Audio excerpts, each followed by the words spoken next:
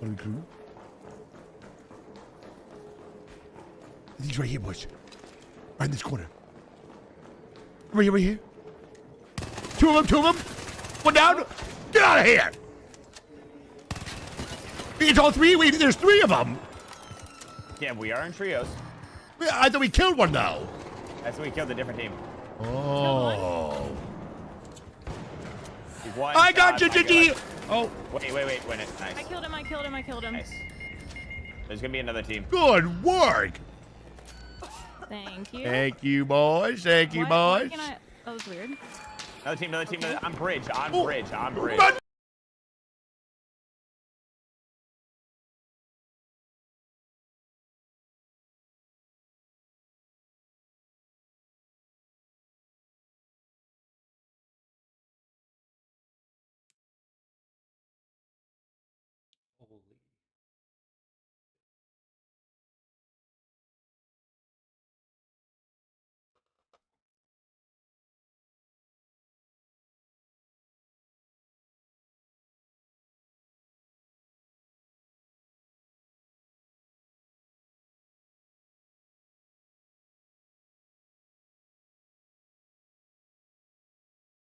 Unless it's for next year, like what do you do in the offseason to rebuild the team? I don't think he's going to fix anything right now because LeBron and Luka are just they don't play well disaster. together. Yeah, they're both doing pretty good when the other guy's not on the court.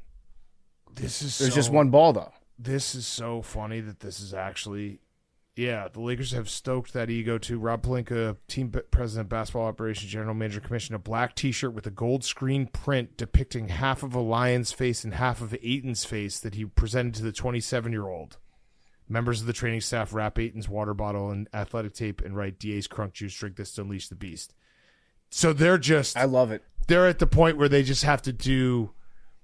It's almost like college football gimmicks to try to get him to play basketball. Here's the hydration chain, DeAndre. Yeah. You drink some water, you get to wear the necklace. We're very close to having to have DeAndre Ayton show up in a blue collar, actual blue collar. They might actually put a blue collar around the jersey and be like, "Hey, man, we really need you." The Bucks did that for a little bit. They, you could do the name on the shirt like you work at a mechanics, but you could physically clock in and clock out. Didn't Tibbs do that?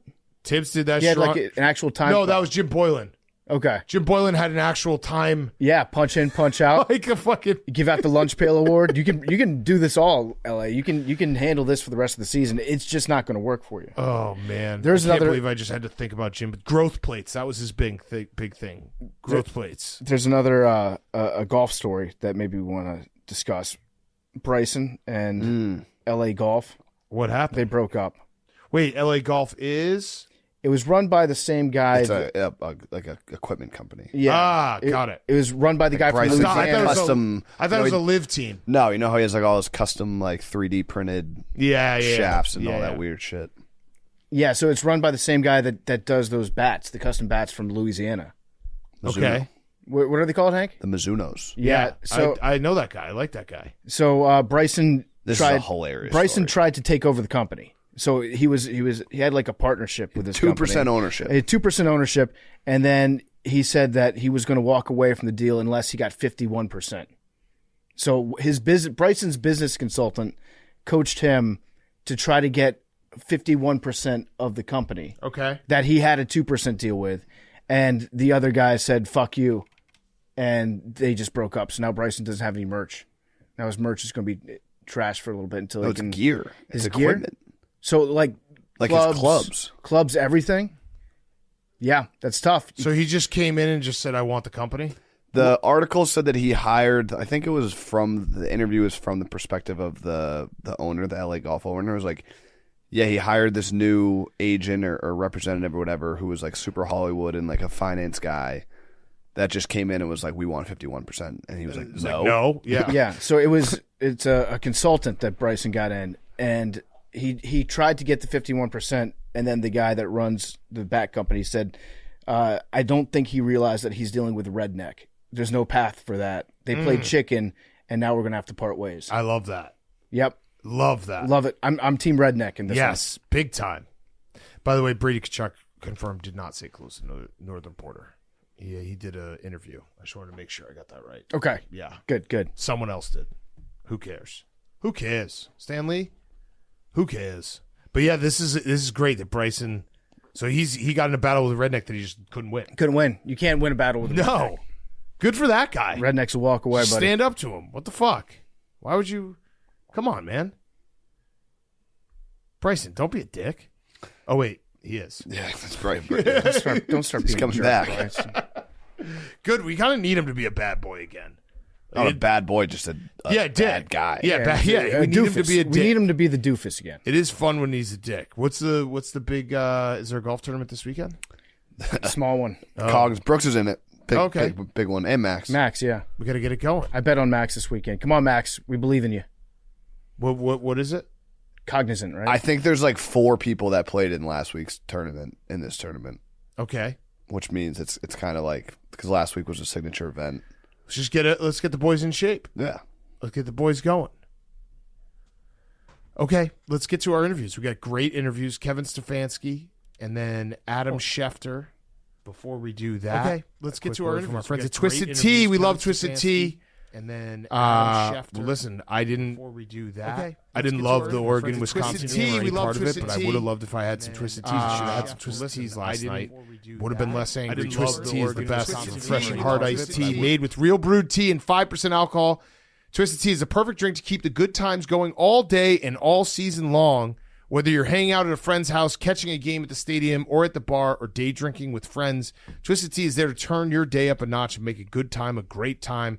Grab a refreshing Twisted Tea today. We love the original. We love the half and half, the peach. They're all great. It's Twisted Tea. It's almost, it's getting there. I think it's going to be 60 degrees in Chicago on Friday. It's Twisted Tea season. Big time. We're also brought to you by our friends at Chevy. Football season might be over, but you know how it goes. The minute the big games end, we're already talking about what's next. Free agency, the draft, who's getting paid, who's grinding. Because for football guys, there is no offseason, and that's exactly why they roll with the Chevy Silverado. Silverado is a truck that shows up every time, built to haul, tow, and take a beating, but smart where it counts with modern tech that makes life easier, big screens, available camera views that help with the towing and parking, and a cabin that feels right, whether you're road tripping, heading to practice, or loading up for the weekend. During the season, it's the MVP of the tailgate. After the season, it turns into your training camp truck, hauling gear, tackling home projects, and doing the work that never stops because the grind doesn't take breaks, and neither does Silverado. Check out the current offers and build your own Chevy Silverado at Chevy.com. Okay, here he is, Atlanta Falcons head coach, Kevin Stefanski. Okay, we now welcome on a very, very, very, very special guest, recurring guest. He's just in a different place now. It's Atlanta Falcons head coach, Kevin Stefanski. Coach, great to see you. First question, you were unemployed for 12 days. What did you 12? Do? Yeah, 12, I counted. Yeah, I was on the road quite a bit. I was in and out of buildings, talking to different people. But, it felt longer than 12. Yeah. Yeah. But, I mean, 12 was pretty quick. You were a hot commodity. That had to feel good. You know, it was cool, honestly, just getting in other buildings and talking to other people, like sitting down in Baltimore with Eric DeCosta, with Ozzie Newsome, like great people, going down to Miami, meeting with those guys, Tennessee, obviously with Atlanta, like they're good people throughout this league. And to be able to be, I zoomed with Tom Brady and the Raiders, like that. The fun part for me was just getting to talk shop with other teams, and because there's good people everywhere. Yeah. Did you think that, like, for a moment, like maybe I just won't coach next year? Oh, yeah. Without a doubt. You know, right when everything went down, I talked to my agent. I'm like, listen, I'm ready if an opportunity comes up. I'm also ready to sit out if it's not the right fit. I could go be an offensive coordinator if that's what comes down the line. Like, I was totally open to all of it. Mm-hmm. When you start talking to everybody and then you get to Atlanta and you start talking to Matt Ryan, like Matt and I are wired very similarly, just how he thought about the game and spend time with Arthur Blank and understand the resources that he has for this football team. Like it just, the fit was there for me. And he cooked you a hell of a steak. You know, how good was Arthur the steak? Blank? Outstanding. You know, I got to give Arthur credit. He was outstanding on the grill. I thought he was kidding. He's like, I'm going to go grill. I'm like, there's no way Arthur's going to grill these steaks. And sure enough, here he comes back in with this. I saw him. He had him on the grill himself, brought him back in. I'm like, that's pretty damn impressive. Yeah. Was it medium rare? We went medium. I think most of the table went medium. Kept it safe. Oh, that's kind of easy. He said, yeah, hey, I wasn't asking. We were at Capitol Grill. He's got, I would imagine that he has the best grill. Being the Home Depot guy, right? He probably has several grills. It was a pretty good grill. Also has good wine, if you can believe it. Mm-hmm. So, they treated me very nicely. Who initiated afterwards when you guys took the picture of the hands on the shoulders? You are so obsessed with pictures, and where I am in these pictures. Big time. We'll get to Jim Schwartz's nipples in a second. That's another thing. Maybe I need to consult with you, like in any picture. Maybe it's like a quick FaceTime. Listen, the coach's picture's coming up. I would still like to give you an outfit. My outfit that I tried to pick for you came too late. I don't know if you'd still look. Maybe we'll do it next year when you've Does already everybody know this story? Yeah, well, I think I've told it that there was a year. I do the coach's blog every year. And Coach Stefanski was nice enough. He's like, "Hey, if you pick me out an outfit, I'll try to work it in Within reason. Within reason. I did not do it within reason. I think it was like brown and orange plaid. I got like Scooby Doo suit. I got the Tasmanian Devil. That's right. I got your Tasmanian Devil shirt. Kat sent me pictures. Or T-shirts with pictures of the old pictures, the coaching pictures on them, and then some of these shirts, which I'm sure were cool. Yeah. But I'm looking at these like I can't wear this shirt. So we go down there to where was this? It was Orlando? a couple years ago. It was in Orlando. Oh, yeah. So I'm like, I can't do this. Like this shirt is. I said within reason. I'm going to hurt Big Cat's feelings. And I'm not going to wear it. So sure enough, this is a true story. So it's like this. It's like Monday. This coach's picture is on a Tuesday, and I'm like, man, I'm gonna hurt Cat's feelings. Not gonna wear the shirt. And then the woman comes in. She says, hey, we're gonna do the picture today. That's I'm like, right. Yes. Yes. I'm out of it. Yes. So I texted Dan. I'm like, hey man, I apologize, but hey, we took the picture a day early. I need a redemption. Yeah. So the within reason, I'll totally. I side with you on this. I think I stretched within reason. You did. But we can figure out something that. I thought the one where it was because I remember I printed the shirt of the old picture wearing that like an Inception move. I thought that would play. Do you think so? Yeah, I think so. For your blog, it plays. Yeah. All right. Maybe we do it. I'll make a shirt of all the times that you've been in the picture, just you. So it's just all your years. Is that within reason? Within my reason. If you want to ingratiate yourself to Atlanta a little bit, right? I do. What about a giant like airbrushed Ludacris T-shirt? That would be Not cool. a bad idea. Big white tee. Would you turn down a Kangol backwards? Could I rock it? I mean, I have to Arians. check with you guys first to see if it makes Bruce sense. only wears it forwards. You could Yeah. be Bruce the wears sideways guy. You could be like the artistic sideways guy. What about a fedora? I'm open to all of it, but I do get the sense that I have to check with my consultant. here. Yes. Yes. So maybe there's some. I'm going to we got send you work some to do. more stuff. We I'm have going work to do. to send you some more stuff. But yeah, the picture you took we talked about it, and this is not your fault, but as guys, we always do the arms around each other, like after a golf round. Yes. And it always makes us all look awkward. Well, the other problem I have going is I got Matt Ryan, who's 6'4". Yeah. Ian Cunningham, our new GM from your Bears. Yeah. Okay, is 6 foot, former offensive lineman, 6'4". So, I'm standing next to these guys in a bunch of pictures. Like, not good for me. Yeah. Yeah. Do you Welcome understand my where world. I'm coming from? I know Yeah. exactly Okay. where you're coming from. I work around a bunch of weirdos that are 6'3" and above, and it's never a good visual. So you either have to dominate the foreground, or that's actually the best strategy is just make sure that you're in front of them for every other picture. Okay, Yeah. done. By the way, I have a question about Ian Cunningham. How involved is he in the draft process, and how many picks do you owe the Bears? Ian is very involved in the draft process. I know what you're getting at. Listen, I would say this. He's a stud. He's so deserving of that role. We didn't know each other. We have a lot of mutual friends and stuff, but just watching him operate these past few weeks and seeing what he's about, man, he's the right person for that job. I'd also point out, when you talk about pedigree, he was with Baltimore, cut his teeth under Ozzie and Eric DeCosta, goes to Philly under Howie, then goes to Chicago with Ryan Poles and what they've done there in Chicago. So he's had unbelievable experiences. Okay, so he's very involved, like so involved that we got to look into that as the NFL. Sure. Very involved. Whatever you say. What about Matt Ryan, president of football? Is That's an just a awesome job figurehead title. thing. Great. Yeah. Like I don't know how he just everyone else is like executive vice president of football operations. He's just president of football. Like, Pretty I sweet. feel like we have to even acknowledge his office. I haven't seen that business card yet. I'll see if I can get one for you guys. Yeah, Matt is a great guy to have as a boss. Like I love on the org chart. He's my boss. I Oh, got now you're reports doing. about- Now you're playing games. I see what you're Are you doing. vice On the president org of football chart. then? Yeah. I'm the head coach of the football team, but I report to the president of football. That Okay. sounds like you might be vice president of football. Yeah. Is there? Yeah, I don't know if there's like a succession plan when it comes to like vice presidents to presidents. If I'm not someone's sure, but incapacitated, Yeah. you become president of football. I don't know. You should write that in your contract. Yeah, I would Too like late. to. So there was a lot made of you guys both being from Philly. Is that actually like a reason why you took the job? It's like, I need to be around another Philly scumbag. Oh my God. Max is shaking Max his is head. mad. He doesn't like Max, that question. we could kick his ass, you know that. Right? Yeah, honestly, that not the fact that he's from Philly, but I know what he's about. I know what Matt's about. I know the things that are important to him. The fact that he's from Philly doesn't hurt, but I just knowing what is important to Matt, what's important is winning, and how to put a roster together. That was a huge draw. Makes sense. I noticed this year you started using a ploy with the media that I genuinely loved. Okay. Do you know what I'm getting at? No. You kept on just saying in press conferences, "I understand the question," and then not answering the question. It's a skill. It's so there was one that was you were asked if there's a scenario where Watson plays this year's Deshaun Watson. You said, "I understand the question, but I'm really focused on the week." And then there was one that was asked if Dylan Gabriel's height is a factor in failing to throw to wide receivers. You said, "I understand the question, but I would not characterize it that way."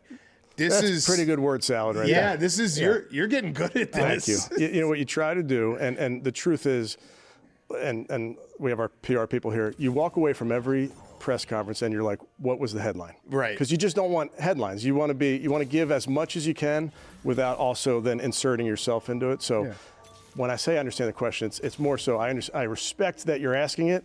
I'm probably not going to answer it. Yeah. Has any reporter ever raised their voice at you? Not yet. I'm looking forward to it. You want to try it now? You got to Do you call us count as out. a journalist? If we raise our voice, you got to call us out. I can do it. Okay. What would you like this headline to be? If you're thinking about, we're walking away from this interview, what do you want the headline to say about Kevin Stefanski? I'm waiting for you to raise your voice. Well, you haven't answered a question yet. Well, I'm just trying to respectfully. I understand why you're asking the question, how you're asking it, but I'm just I waiting. understand why you're answering a question this Well, I way. understand but that it you sucks. understand that I understand it, but I want you to ask it in a different way. I feel like I'm the coach now, and you're the reporter. Are you raising your voice? Is he raising his voice? What? Do we have a decibel meter in here? This is on camera. It's on camera. It's on Everybody camera, heard it. dude. Everyone heard it. Did you see that? Did you see that interview with I did Crone? see it. I did see it. Listen, Do you as, think to yourself, like, as I have the coaches- same profession as as that guy? coaches, like after those losses, or sometimes that's a tough spot to be. Like we're human, and listen, I'm sure I've had my moments where I wasn't at my best, but it's such a raw time after games to be answering questions. Yeah. Yeah. fair. I do have a tough question for you here. This is from one of our Falcons fans at the office. His name is Big T. He wants to know, if you score a touchdown down 14 with 4 minutes left, do you kick the extra point or do you go for two? I think it depends. I think going for two is going to be the logical choice most times, but I think it depends on how much time is left in the game, how many possessions there might be. When it comes to decisions like fourth down, like going for two, those type of things, to me, when the math is overwhelming, that's when you go with the math. If it's not overwhelming, then you're with your gut and you're going to decide based on where you are from a football team. Like in that scenario, like do I like my 2-point play versus them? Is their 2-point defense? Is their low red zone defense outstanding? Like then all the things start to factor into it. Yeah. Right. He also wants to know if you will show him the new uniforms early. I've seen them. Oh. Can you just explain them to us? Yeah. Well, me and Matt Ryan were in the other day, and we went back. It was like under lock and key with the equipment manager, and I could explain them to you, but I think I'd probably get shot. Or would they get shot, or I'd get shot? Who's getting One of shot? us would get We shot. all get shot. Yeah. Are they cool? I'll take a bullet. Yeah. I love them. Okay. I love them. But you I don't wanna didn't get love too my far. fashion choices, so now I I didn't. gotta. That's fair. Yeah. I love them. Big Cat won't love them. Because they're not leopard print. Oh, you should wear them in the coach's picture. That would be sick. With like pads on, or Yes, just full pads. or maybe you know how they sometimes do like at the Pro Bowl where they wear the uniforms with no pads on. Yes. It just looks totally ridiculous. Yeah. The coaches should go shirts and skins in the picture. Okay. Yeah. That would be good. You want to pick whose shirts, whose skins now, or Yeah. Andy Reid skins. Skins, You can wear a shirt. Mike McCarthy skins. Yeah. What I do want to say thank you for getting hired so quickly, because we defended you throughout this entire last year, appreciate being you guys. like, Kevin Stefanski's a good coach, and we got accused a lot of times from Browns fans being like, you guys are just friends with him. We actually were proven correct because you got hired right away. So thank you. You're welcome. I will say this: Browns fans are awesome. Like the Dog Pound, you guys have been to a game. Yeah. I mean, they're incredible. So, listen, losing is hard, and not coming up short from where you want to be is very, very hard. I'm a former fan. Like it's never going to be when fans are upset. Like I get that. I'm not so far removed from my own fandom that I don't understand where fans are coming from if their team falls short. Now, me and Max, were we calling in the WIP and bitching? Yes, we were. That's just how we were raised. Yeah. I wouldn't call us scumbags, Will. Was there a moment like at the end of the season where you're like, it's over, or did you feel it? It has to be a tough thing to deal with inside the. Yeah, I was told of the decision the Thursday before the last game, which I was very appreciative of. Then I could prepare my family for that and that type of thing. And listen, these are not lifetime appointments. These jobs, you know that you're not signing for your lifetime. You understand that it's a results business. So I respect that they made their decision. I have no ill will towards anybody there. It's part of the gig. Do you think, was there a small part of you that was like, maybe they'll rehire me once you realize that you actually had 2 Pro Bowl quarterbacks this year? No, but I was happy to see Shador go, happy to see Joe go. That was pretty cool. Yeah. Very cool. There are 3 things. When you got fired, we did have your back, and I think we've had your back this whole season. I think you're not a good head coach. I think you're a great head coach, and so it wasn't a surprise you got rehired. But I knew there was a but. I said at the time ready for it. that I want truth serum answers from Stefanski about 3 things. Okay. So I'll give you all 3 things, and then you have to pick one of them to be truthful about. The other 2 what you if can I lie answer about. and then you have to decide what I was truthful Which about? one was I like that's a good I game. like that. Okay, the first one is the whole Baker saga. What happened there? The second is the whole Deshaun thing, all that stuff. And then the whole Shador thing, drafting Shador. It's really the whole thing around all those 3 guys, because I'm sure that the real story about what happened in all 3 of those circumstances is kind of crazy that none of us really have the full picture about. I'm watching you on But if you were to pick YouTube and one I of can those hear 3, myself. This is journalism at its finest. I'll by the give you, way. yeah, you, It's incredible. lie Hit to him me with the about line. 2 things and then tell me the truth Hit about him one. with the line first. Which one? I understand the question. I respect the question, and I understand why you're asking the question. I would tell you, over the course of 6 seasons, like I'm so appreciative. And this is the truth of like every single player that's played. Do you stream yourself? Not usually. It's just something I did just like today. Just 'cause, like, I'm on my PC 24/7 anyway, so like, why not? You might as well. My therapist told me to. Really? She's like, get a camera and start streaming. Yeah. I mean, whatever. I don't expect anything out of it. It's just like, you know what? I'm gonna do what you do. Right. Well, I will. What are you playing? This is the TFT game I was telling you about. It's called Team Fight Tactics. Basically, like, you put together your little board and you have it face off against each other, like 7 other people's boards. And depending on how, if you win or lose your round, how much money you have, like, put together. Interesting. Level up. It's kind of a lot to it. But if you want the whole spiel, I can start at the beginning. Well, that's okay. You don't have to start from the beginning, but So basically, you start off with like, they give you one random character, at like the first round.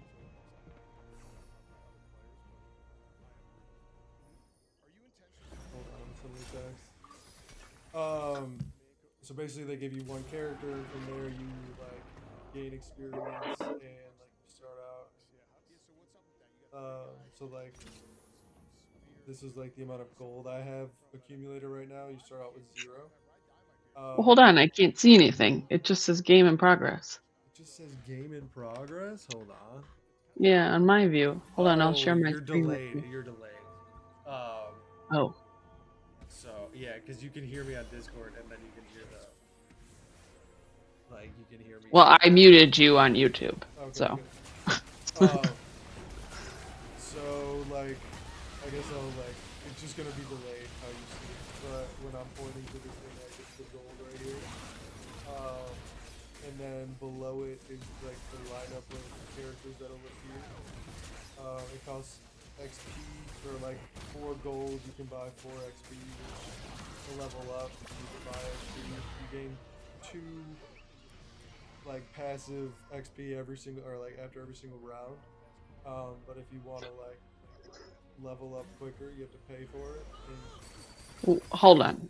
It still says game is still in progress. Yeah, you're just like, I wonder what the delay is. Thank you for being my test. Well, it's like a crazy delay. Yeah, I wonder if it's the wrong window. Wait, hold on. I'm gonna show you this because Yeah, no, I can see where it says that. Hold on.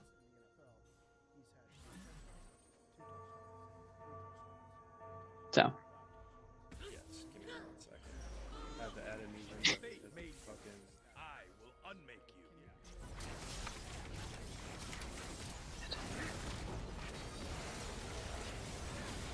I got it.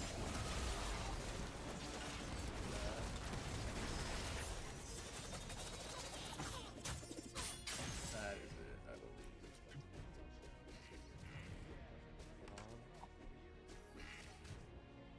Okay. Now it should be up.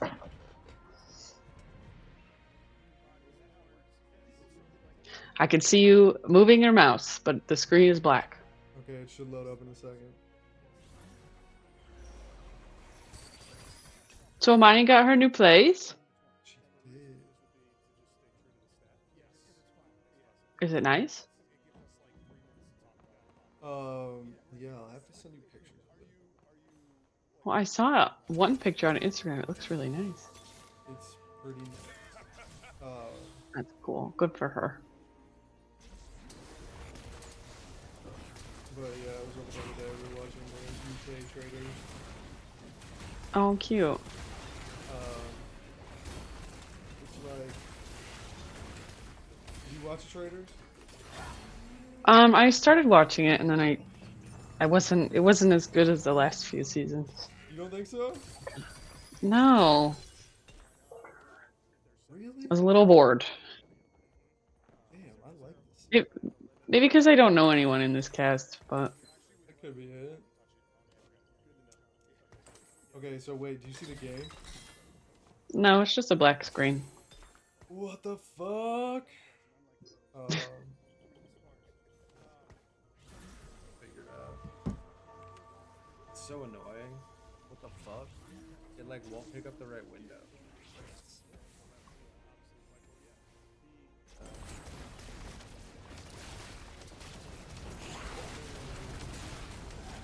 Just do the window. So you should see my home screen as you play around. Yeah, I can see that part. So can you see my artistic background? Yeah, very cute. Amani says the little girl in the picture's ugly. Oh, well, I can see your game now. You see it now? Yeah. So yeah, this is TFT. I'm picking an augment right now, so these help you like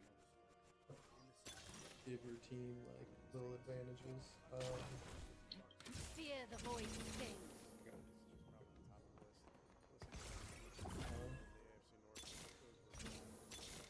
Come So do you on. do anything? I mean, I'm doing stuff right now. Putting together my board, dogs. This looks really complicated. You think so? Yeah.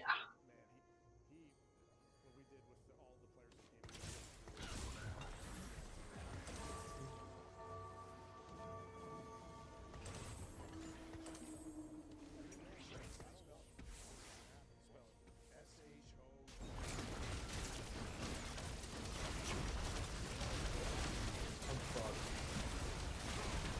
Uh-oh. I wasn't paying well. I was building out my stream while I was.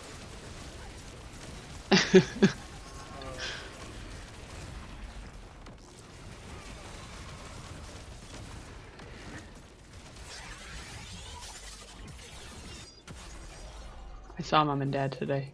Was it? Oh, my car was found. Oh, Dad told me. Hmm. If I ever accumulate any listeners, my sister's car got stolen. I think it's so funny. Yeah, I had to explain Kyo Boys to Imani. Aw. Like, have you ever heard of Kyo Boys? Yeah, It was so a funny. long time ago. I was on the phone with Dad, and I'm like, yeah, no, this is a thing. You can just enjoy Yeah, I whatever. told him that, and he didn't believe me. I know, and like Amani's like, what? Really? I'm like, yeah. Yeah, that was a thing. I guess it still is. It's not funny. Not funny at all. It's just a hassle. And Dad told me that the fucking, like, he was like 1 day away from if they didn't find it, he would have got whatever. It wasn't 1 day. It was 3 days. It was this Saturday. So Either way, that today. sucks. I know. Like really unfortunate. 3 more days and you would have been in the clear. Yeah. I So shouldn't now I have to say- do it. I shouldn't say like in the clear either. We just would have had insurance money and wouldn't have to deal with the car. Exactly. So, but it's fine. It's fine. It's completely fine. Everything's cool. Everything will work out. Everything's fine. I'm driving the Fusion right now.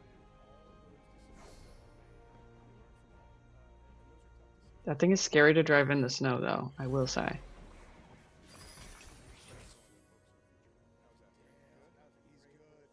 All right.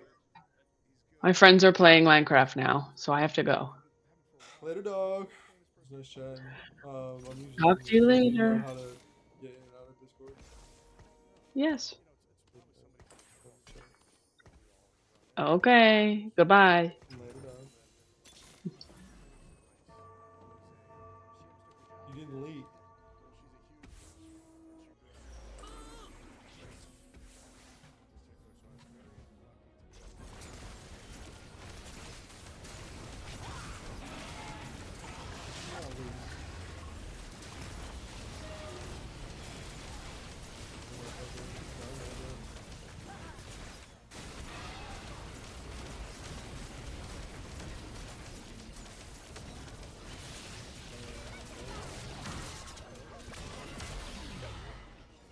What about Secretary of State? Would she succeed at it? Yeah. Yes. Some people would disagree. The whole Iraq War thing wasn't great. She would As long as succeed. she's not allowed to invade a country. I she think can she's do any job. excellent at. She's a very intelligent person. She's Yes. capable of doing it. Yeah. All right, I got another famous person question. Fucking lose. St. Joe's Prep, where you went to high school, a lot of famous alum. Rank these 4 people in terms of their rapping ability. Marvin Harrison Jr., DeAndre Swift, Kevin Stefanski, Adam Ferrone. Roan 1. Oh, there we go. That's all. Okay, you know. Whoever else you said 2 and 3, me 4. All right, good. Respect on road. He beat out Marvin Harrison Jr. So I have 3. I have 3 brothers. My older brother didn't go to St. Joe's. I went to Archbishop Carroll. Then my 2 younger brothers went to St. Joe's. Oh, this so they fucker. Yeah. And Bob Lang. Go with Bob Lang. Just saw him. Is he a rapper too? Yeah, he's actually probably the best rapper. Rowan is like the most talented person that we. Yeah, it's kind of crazy. Yeah, all the stuff he's good at. Can you describe your football philosophy, offensive philosophy? Score a lot of points. And control the football. Control the game by controlling the football. I do believe in this day and age, and you guys talk to Mike McDonald, and the defensive coaches are so damn good in this league. You have to be able to pivot week to week, because a guy like Mike is going to go into a game, or some of these defense coaches are going to say, we're going to take away what you do best. And as a system, or as a coach with an offensive system, you better be able to pivot into something that you better have a curveball to your fastball. He did say that great defense beats great offense. Do you agree with that? Well, I'm the head coach of the team. I'm not the offensive head coach, so I can't lose. When the offense plays well, it's good for me. When the defense plays well, it's good for me. But like at practice, I'm rooting for both sides. Yeah. Okay. You were the head coach of the all-time sack record. How cool was that for Myles Garrett in Week 18? Incredible. That whole season, and I've tried to make this point, and I don't know if people get this. The degree of difficulty to which he's doing that is insane, because every team goes into those games saying we can't let him wreck the game, and he still does. Yeah. It's like it doesn't compute. And when you see they put a tight end over there to chip him. And we play him this year, so I have to be careful in saying too much here. But they chip him, they slide to him, they put a running back over there, the ball comes out quick. We saw it in certain games where it was to the detriment of the offense because they changed how they played because of having Miles out there. To still get it done, to still get the record with all that against him was incredible. Yeah. I know you can't talk about players on other teams, but Jameis is the best. I love James. I can talk about James. Okay. Yeah, I mean, he should be a starter. I love the person. He was so good to me, to our team, to that meeting room. I mean, the energy that he brings every single day. And also, what I appreciate about Jameis is he's been in so many different systems. So the way he sees the game, he's great, both as a starter, but as a backup to have tips for young guys and the coaching points that he's had over the course of his career. Think about, he came in, top pick, had some struggles, bounced back. I mean, I've seen him play it at such a high level even recently. Yeah. But I love the person. That snow game was incredible. The best. That was crazy. The first half, no snow. Yeah. Second half, the game, as you're watching it, you're having a hard time seeing it. Our coaches up in the booth, they were like useless in the second half. They're like 32-yard line ? Like they didn't know where the ball was, and they're like, I think it's on the left hash. They couldn't tell. It was incredible. Yeah, he is the best. I want to see Jameis starting somewhere at some point. The league deserves it. The fans deserve it. We've had a debate about your history on this show in the past. Did you win a playoff game? I'll let you guys debate that one. Well, we have. It's tough. I think you won. Where did you land? I think you won a playoff game similar to I won multiple national championships playing NCAA 14. I also we both did in our basements. Yeah. Fair. That experience, man, that was. I don't ever want to do that again. No. Who gave you COVID? Shoot, great question. I don't remember. We gotta find that person. Yeah, that was brutal. But talk about control. Like as a coach, you have so much control. You're calling plays or you're making decisions. Then that leaves you, and you're just watching your team play. Now, you script the first 15, you put the game plan together, all those type of things. But once you get to, I remember there was a moment in the third quarter, Alex Van Pelt, who's our quarterback coach in Atlanta, was calling plays that night. And I knew I could see his brain working. He got to a screen late in the game, and I was kind of staring at it on my call sheet, and AVP and I were like thinking about the same thing. He called the screen, Nick Chubb, next thing you know, 50 yards, for a touchdown. It was like, man, as fun as that moment was, that was excruciating, that experience. All right, I think you won. Yeah. Because you sounds like you, basically implanted it in his I wish brain. I had that ability. I didn't have that ability, but I'm surrounded by great coaches. But so you would have also called the screen. Who knows? AVP should get all the credit for that moment. Okay. Were you? Did you have like a different stream down in the basement when you were watching? So this is a true story. At some point, I'm downstairs in the basement. My wife is like leaving food for me at the top of the stairs, like I'm in prison, closing the door. My kids are upstairs, and at some point during the pregame, I must have got up to use the restroom. I pressed pause on the TV. So I come back and I press pause. Don't think of it. Well, here we go. First play of the game. They have the ball. Roethlisberger's in shotgun. And they're like breaking the huddle, and I hear all hell breaking loose upstairs as they're breaking the huddle on my feed.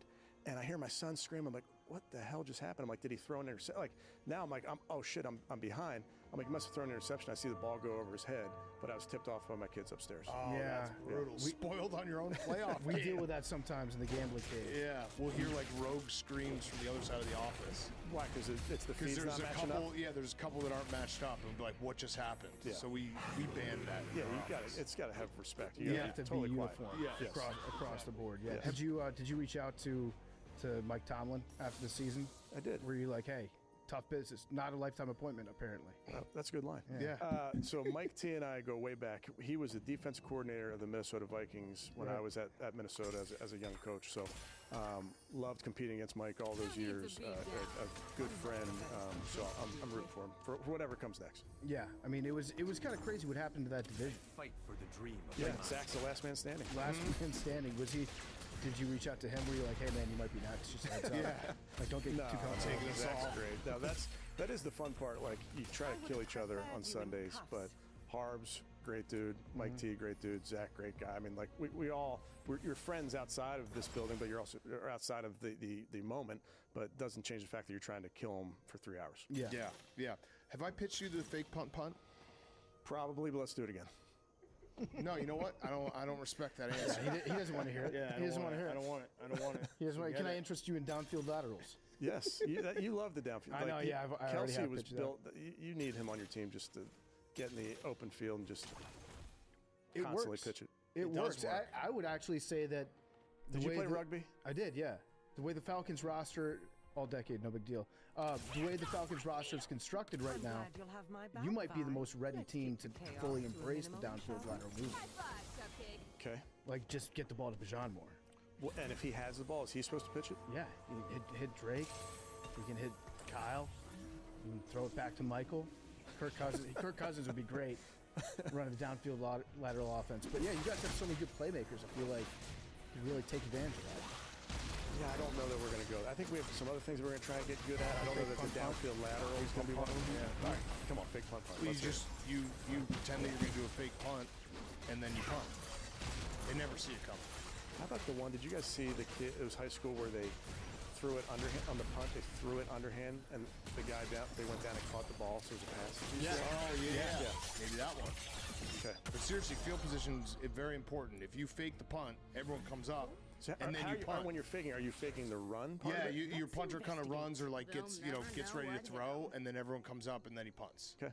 Yeah, they never expect it. All right. And it always Again, ends in a punt. I don't think you fully understand. No, I don't think you get the fake but punt you guys punt understand, position. please. So I'm Yeah. a little scarred. Yeah. First game of my head coaching career at the Baltimore Ravens. Okay, we faked a punt in the first quarter, I think, of the game. I don't know if it was the Ballsy. first. It didn't work. Yeah. I haven't faked one since. Oh. You're afraid of fake punts now. I have some. You have some. I have some scars. You have some cocoa butter for me. I'm scarred up. But no one's expecting it now, especially the fake punt. This is actually a great way to fake a punt because you end up punting anyway. Yeah, you can get yourself So used it's to kind it. of like the what's it, like a gateway drug. Yeah, to a right. fake Yeah. punt. It's- Right. you're The easing fake yourself punt. in. Okay. Yeah. Wait, have you do you have it? Like, so you did it the first time. You've never called it again, but don't you have checks that your punter could potentially? Maybe we do. We'll pull that. So Hey, you've tune never in on attempted Sundays. another fake punt? We have not attempted another fake punt. Wow.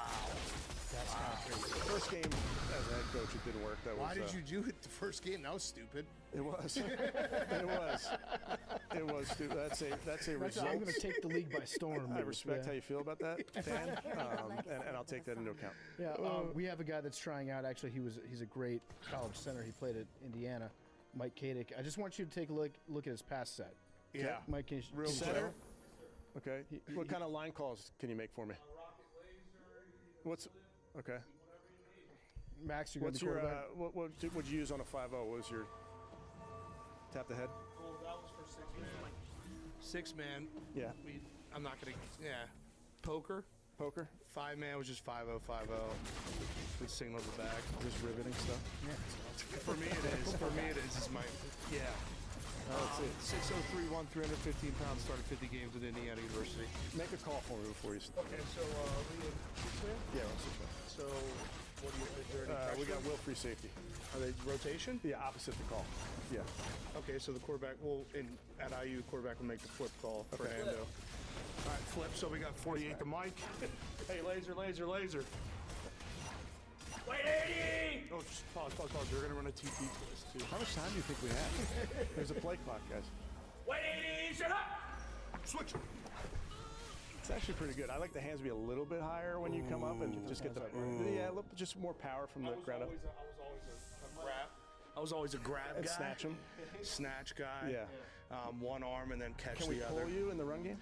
Yeah, I would pull as a center. I actually had a great block in the college football playoff against Notre Dame a couple years ago, but Yeah? Did you guys win that game? I'm like out of breath. No, we lost. He blocked for Michael Penix. Yeah, it's pretty. Yeah, so he's ready to so go. they've Now, okay. Did Michael ever take a snap from under center with you? Yes. Okay, there you go. So his hands were opposite, I Right. think. Yeah, he was left hand on top. That's exactly right. And I'm a center that likes the guys get right up in there, like balls on the knuckles. So our It's actually a great fit our for Michael quarterback Penix. coach says it gets your hands. It's want that finger in the center's notch is the term. He uses the notch term. I'm not sure what that means, but he's like right in the center's notch. Yeah, I mean, that's important. You could probably blindfold Michael Penix, have him get under Kadick, and he'd be able to tell you. Like a taste test. this is type my thing? guy. Yeah, this that's my guy. Feels like home cooking. I know it. Oh, man. All right, well, Coach, this has been awesome. I got one last question for you. Rowback question, RHOBACK.com. Promo code TAKE. PFT's wearing some Rowback right now. Looks great. They got everything. Cues, polos, hoodies, joggers, shorts. Rowback.com. Promo code TAKE. You want to give us a prediction on the season? I'm not in the prediction business. I leave that to you guys. But I will say this: 10-7. I leave that to you guys. But I feel You didn't like 10-7. I 11-6. feel very strongly about the coaches we have, the players that we have, and that we're adding. But we will keep our focus on what's in front of us. At some point, would it get insulting to win another Coach of the Year title? Yeah, you got 2. That's not. Listen, there's hardware I'm interested in. That's not it. Actually, you're an incredible trivia question. This coach won 2 Coaches of the Year titles and has never won a playoff game. Holy shit! Didn't we just say that I did? You just raised your voice at us, dude. Don't raise your voice. It's Chill. on camera, dude. Was it raised? Chill out. Damn it! I made it this far.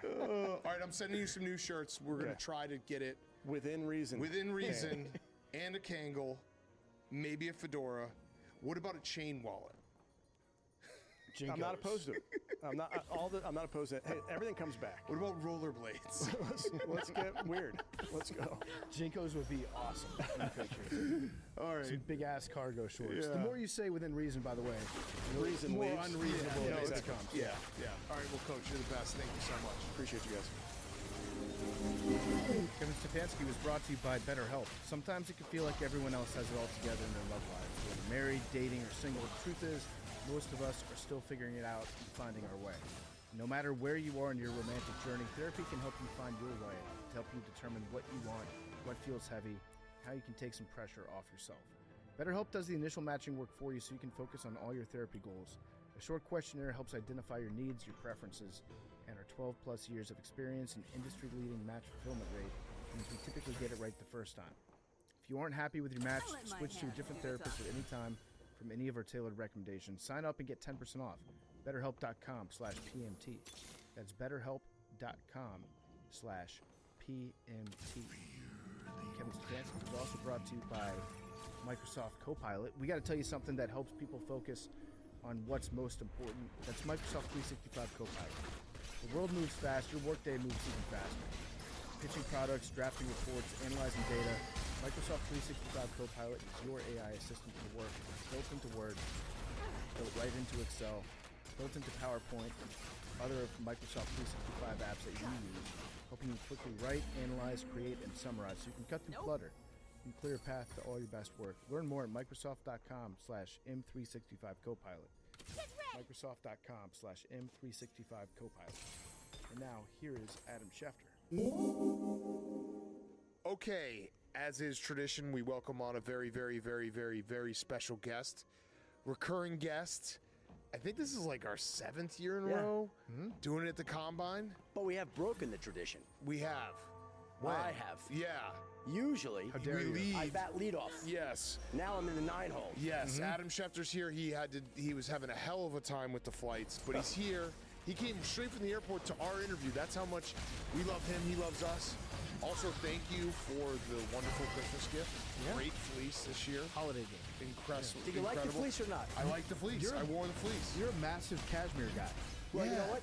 It's this company. I can give them a shout out, Cashware. Okay. Right? Yeah.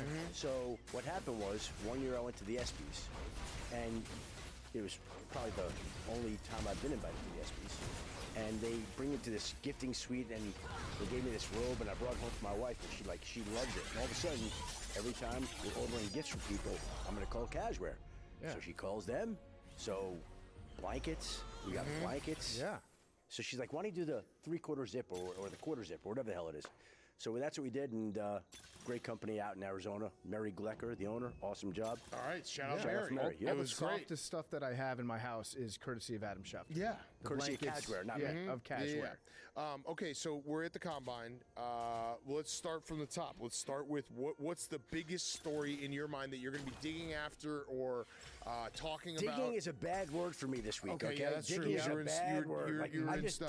dug out my driveway for 2 straight days to get here. Yeah. And look, I think we always go to the quarterbacks. Andy Dalton. It's always about the court. Andy Dalton. Massive news. You just broke it. You did. On the way, were you in the car on the way here? And you I was said on the way here. Andy Dalton is generating a lot of buzz. Does that bum you out when you're like, I have to tweet that the Panthers are getting calls about Andy Dalton? Because, like, I saw it and I was like, oh, okay. Yeah, well, listen, there's a lot of that stuff. That's fine. Like, that would bum me out a little bit. Like, not all of them can be hitters, and that one certainly is not. Yeah, well, I thought that one set reverberations around the NFL stratosphere, but I guess it didn't. Yeah. No, sometimes you got to eat your vegetables, right? Yeah. They can't all be T-bones. Right. Yeah, my dad said, yeah, exactly. You can't have all home run hitters. You had to have some single hitters. You Yeah. play defense. I don't- And Andy Dalton. I don't think that's even a It was a single. single. I don't think that's It was a a single. bunt. It was a bunt. Take one for the team, Andy. Yeah. Hit by pitch. He's a good guy. He's a great guy. And We by love the way, Andy. I think he'll end up in an interesting place. It may not get you going, but maybe where he winds up may get you going. Okay. Oh. Is he gonna? You think he's gonna come back to Chicago? Oh, I hadn't thought about that one. But if they move on from Tyson Bagent, Yeah, they then trade maybe- Tyson Bagent. Need a backup. No, but like he worked with Frank Reich in Carolina. Jets. And there's the perpetual team that's out there, the Minnesota Vikings. Like that would make he'd be the perfect guy for J.J. McCarthy. He looks like a Viking. Perfect guy for J.J. McCarthy. You know what he'd be perfect for too is the Colts moving off from Daniel Jones and being like, we got to keep the stretch of doing a different starting quarterback every year. And And Kirk Cousins as well, yeah. We could turn this into the Andy Dalton podcast and see how he would fit in each particular city with a quarterback open. Yeah. That'd be a lot of fun. Just based on vibes, I could see him, as a Minnesota Viking. I could see him as a Jet, too. Are you thinking Jets? I could see both those places. I kind of like the Vikings. okay. And where's Kirk gonna go? You know, I don't know that Minnesota ever was very viable for Kirk. I know people have made that connection, and it could happen.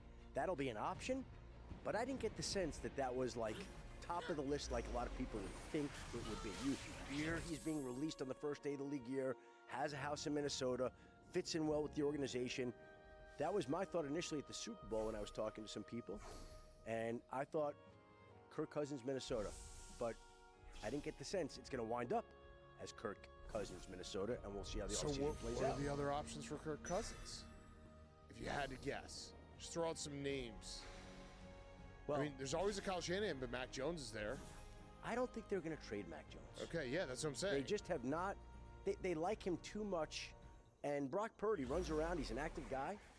And he's missed some time. And when Brock Purdy missed time, Mac was able to step right in. Yeah. And the offense hummed along. I think they really like Mac Jones too much Okay. Oh. to move off of right now. Too much. Maybe a soft benching of Mac Jones. A soft benching of Brock Purdy? No. Yeah, I mean Brock Purdy. Yeah. No, they Is there a love Brock quarterback- Purdy too. They Wait, have two yeah. quarterbacks they love. But the way you just said it, like, too much. Too much. It sounds like Adam Schefter Too much to saying move him. quarterback Oh, okay. controversy Too much to in move San him. Francisco. Too Absolutely. much. Stop the presses, quarterback controversy, soft benching for. No, they just like both those quarterbacks. I got a city I'll throw out there. Phoenix. What about the Cardinals for old Kirk? Well, they need some kind of veteran, right? And we don't think Kyle will be back there. By the way, lunch just arrived. Lunch did just arrive, You hear yes. the bags in the big boys, background? that's Mike Kadick. He yeah, brings we a had lot of delivered lunch. to the wrong location. So, listen, we got big boys. We got to eat. Well, we got Arizona, Cleveland, the Jets, Miami. There could be some teams that need backups after they move on from their backups. Minnesota. I don't know where Philly's going to go. What about what is Miami going to have to do to get rid of Tua? Like, are they going to have to trade a pick with Tua? I would think, first of all, I don't think he'll wind up being traded. I know they said all options are on the table, but the contract is so large and there's so much money involved. I think that's a very difficult contract to move. I think they probably just have to wind up releasing him. And the question is, how do you want to take your medicine? You want to take it all at once, 1 year, $99.1 million, the largest cap hit in NFL history? You want to spread it out and make them post June 1? Like, to me, I haven't seen their books for this and next year. They got some smart people there doing that, but I would just take all my medicine. Yeah. All at once. Yeah, especially because you're rebuilding. You got a new coach. You're rebuilding. Like, just eat it for 1 year. Maybe be bad for 1 year, and then you can try to find your next quarterback. And not only that, not only eat it this year. If your team is struggling and you have a new head coach and a new GM, and you're going to be patient with them, now you're set up to have a great pick in the 2027 draft that supposedly is going to be loaded with a lot of quarterbacks. Yeah. So I take all my medicine all at once. If it were me, I think it's a tough contract to trade. If they were able to find a way to trade it, it would be a Brock Osweiler type. I don't even see it happening. I don't see it happening. Can we get ahead of a story that might happen a year from now? Oh, I like this. Because you're talking about next year's draft, right? I feel like this year in the draft, we all kind of know it's going to be Mendoza. Right. He's going to go number one. what's interesting to me, But you never know a year in advance You never who know. that guy's going to be. you never know. a but, year out. But I like to write a little bit of like look into the future crystal ball fan fiction. So And- just like a fun prediction for Yeah, next like year. what Did you say crystal ball or crystal ball? Crystal ball. Okay. Crystal ball fan fiction. Next year, we could have a Manning going first overall. Is this Manning? Do you think this Manning would be comfortable going to any team in the NFL, or would this Manning pull a Manning like we've seen in the past? Hold on, wait, for next year, Yeah. Yeah. we got Dante Moore, Arch Manning, Brendan Sorsby, Bye. Lenore Sellers, Trinidad Chambliss, He's probably going to go back for another 8 Julian years. Sayin, Yeah. CJ Carr, Sam Levitt, UCLA's quarterback Nico Lamaleva. You got it. I you believe nailed it, that. yeah. Yep. Okay, and John Mateer. Like, I like John. there are a lot of guys next year. And usually, like, where people are trying to peg the quarterbacks a year out. And there are always guys that rise up, like you never would have seen Cam Ward go number one. You never would have seen Fernando Mendoza go number one. And there are guys that slide down. See Shador Sanders last year. Kate Klubnik was, when he started Clemson, everyone was Drew like, Allen was going to be a top 10 pick this year, right? Initially, a lot of people thought. Yep. So it kind of fool's gold rating them a year out, but it certainly seems like there are a hell of a lot of good quarterbacks in 27. And if I were a team and I had to swallow some money, I'd want to get myself in position to get one of those quarterbacks, especially if I were in a division with Josh Allen and Drake May. Yeah. And the Jets have the first round corner next year anyway. They do. That's So true. you got to do something to get in there. They That's do, true. but do you think that the Mannings would do the power play like they did last time, or is that just strictly like an anti-Chargers bias that they have? I think at that point I think that was an anti-Charger bias. Yeah. I think he didn't want to see him go to that organization. Arch Manning's a very smart guy. They know the reputations of certain organizations. At that time, he did not like what he heard at that time. Yeah. Yeah. And he was looking out for his son. We can have that conversation in a year. It's a long ways in the future. But you talked about the Jets, how they're in good position this year, next. Memes is very curious He's to know, staring I'm sure. daggers at you Because right he now. was out of the room when you first talked about possibly Andy Dalton to the Jets. Do the Jets have something else cooking? Like, can we expect the Jets to Bigger be than Andy active? Dalton? Yeah, what's Yeah. bigger than Andy Dalton? Here's the thing. Justin Fields is still on the roster. He is. Right? Tyrod Taylor's still on the roster, right? He is, yeah. I mean, again, we've got this group of teams all in the market. Only one of them is going to get Malik Willis. And Malik Willis is the top free agent quarterback this year. Crown jewel. The crown jewel. I just think it's a tough year to be in the quarterback market.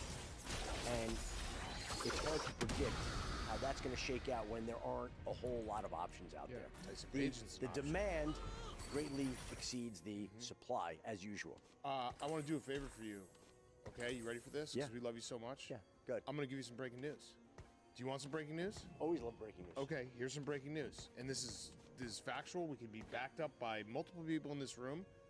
John Spytek, Michigan man, Yep, great guy. Raiders GM, had a conversation today about Max Crosby potentially trading.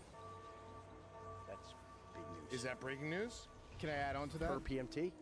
Well, we actually were the ones who had the conversation with him, and we were just pitching him fake trades.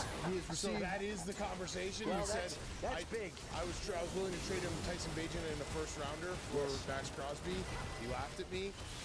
He actually didn't even respond. So John Spytek, let me correct that. John Spytek laughed at trade talks about Max Crosby. Or John Spytek was listening to trade offers. He technically was. On Wednesday for Max Crosby. We kind of like cornered him and made him You listen. could tweet that. That would be accurate. Yeah, he was that would be listening to accurate. I trade would even offers. say that he's fielding offers because there was a competitor's offer that got put on the table that he did not turn down. Yeah. The Commander's offer? Commander's offered something? An unnamed team Yep. was. They heard that obviously Max Crosby was involved in conversations trade wise, and another unnamed team offered Deron Payne and a first round pick And- for Max Crosby. And there was a third team. It was an aggressive bidding war. Let me because, guess. Yeah. New England. No, it was actually Tampa. It was Tampa. Tampa came over the top and said we actually have a better pick What was than Tampa the Bears. offer? I think they offered the 15th pick and in a third, which is a laughable offer. And I think Stephen Che's next child will be named Max with 2 X's. Yes. And I'm just surprised that Hank didn't get in here. No, he wasn't there. No. I don't know where he would have gotten in. Resting on his laurels after a Super Bowl He appearance. felt like the team is in the right direction and didn't need to do much. Also, John Spytek, he had or Spytek had a conversation with people regarding Fernando Mendoza's college center, who had nothing but glowing things to say about Mendoza being one of the boys. So John Spytek's doing his due diligence on Fernando Mendoza and doing his background check, where we just Have said, you met Mendoza yet? Yes, right? we have, I have. But we basically, this conversation was simply, hey, you see that guy over there? That was the center before Mendoza came and helped prove that he's a good dude. One of the boys. So that was the entire conversation. So the Raiders are looking at Mendoza and his center while listening to trade offers from Max Crosby. Not the center. They're not looking at the center. The Raiders have been made aware that Mendoza's a good dude. Yep. Per reports of another good dude, I Mike could have Caden. reported that at the Super Bowl. Yeah, okay. I could have reported that at the Super Bowl because I happened to spend about 20 minutes with Mendoza. What was that like? I thought he was a very impressive kid. You seem like you're spitting. Are you spitting? Am I spitting? You seem like you really like Mendoza. My Are you daughter going to is. draft him? My daughter is spit with it. How many flippins did he drop? Did he drop any flippins? No. Okay. But he was a very engaging, personable young man. Very polite, very, very nice, very impressive. So that was relayed to the Raiders, and that kid was pretty impressive. They're doing their background research. Yeah, exactly. No character concerns. Exactly. With Mendoza, per us and you. Correct. Yeah, that's a big Confirmed. Since we do this every... Is this like you're both of your phones? So either you're getting more texts about Max Crosby trade talks, or you have a list of questions to fire off. I do have. We've been playing nice, but we do have to. I don't have it. Do our year in review that we like to do with Schefter. Yeah. Yep. Congrats on breaking the Pope news. That was fun. Was it fun? With the white smoke? Yeah. Did you get caught up in the conclave and all that? I was waiting for the announcement. I had people stationed outside the Vatican, and they were able to come through and provide me the information I needed to get that news out as fast as I possibly could. Yeah, I think a lot of people... I sent it out on the ESPN alert system. I know. People got alerts on their phones. Being like, per Adam Schefter, there's a new Taylor Pope. Swift's engagement and Travis Kelce's engagement as well. That's pretty good. Yeah, there are a lot of people saying, like, I didn't expect to be getting the news of their engagement on the ESPN alert. So you're also doing golf reporting now, too. Oh, I love that. Right. Is there any, can anyone else have a job, or do you just want to do everyone's job?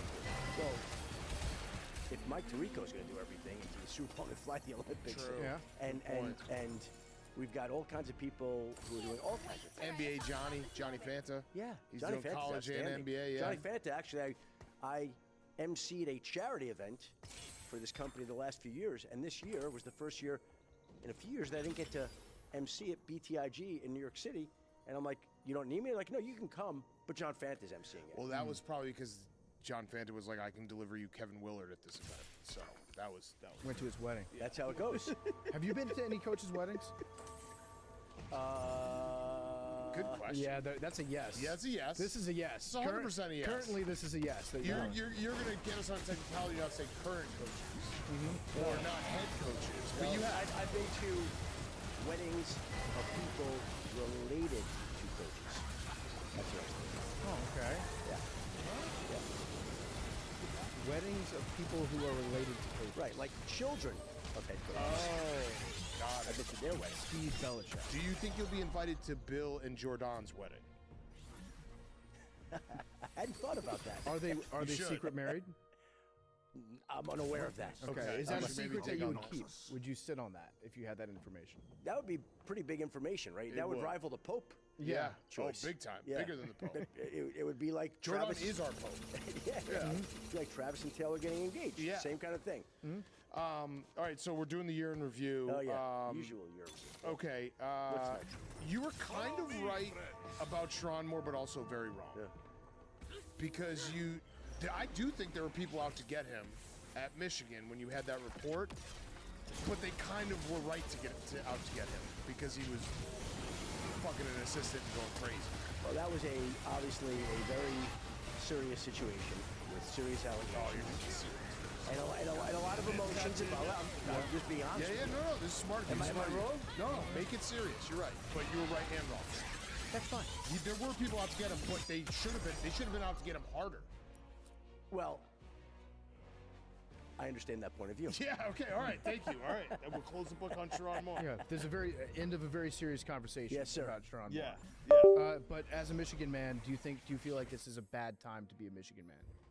Institutional chaos is what people are saying. Tough year to I be a just Michigan think man. that all sorts of organizations or sports teams go through trying times, and then it's how they come out of that. And I have never met Kyle Winningham, but by all accounts, from everybody I've spoken, they love this guy. Yeah, he's a good dude. Great coach. And the funny thing is back in the day, somebody texted me about him. Like, it was in early December. And like, hey, can you mention something to Kyle, to somebody in Michigan about Kyle Winningham? And they sent me like all these accomplishments. And I went into Sunday Countdown, and Alex Smith, hey, look at Kyle Winningham. Love that guy. I'm like, you agree with all this? Like, somebody sent me like bullet points of this guy. The guy's outstanding. And since they hired him, I think it sounds like it's gone great. I've never met the guy. The interesting part to me also is if the Sharon Moore situation had unfolded a week earlier, a couple of weeks earlier, I wonder if they would have been in on Matt Campbell.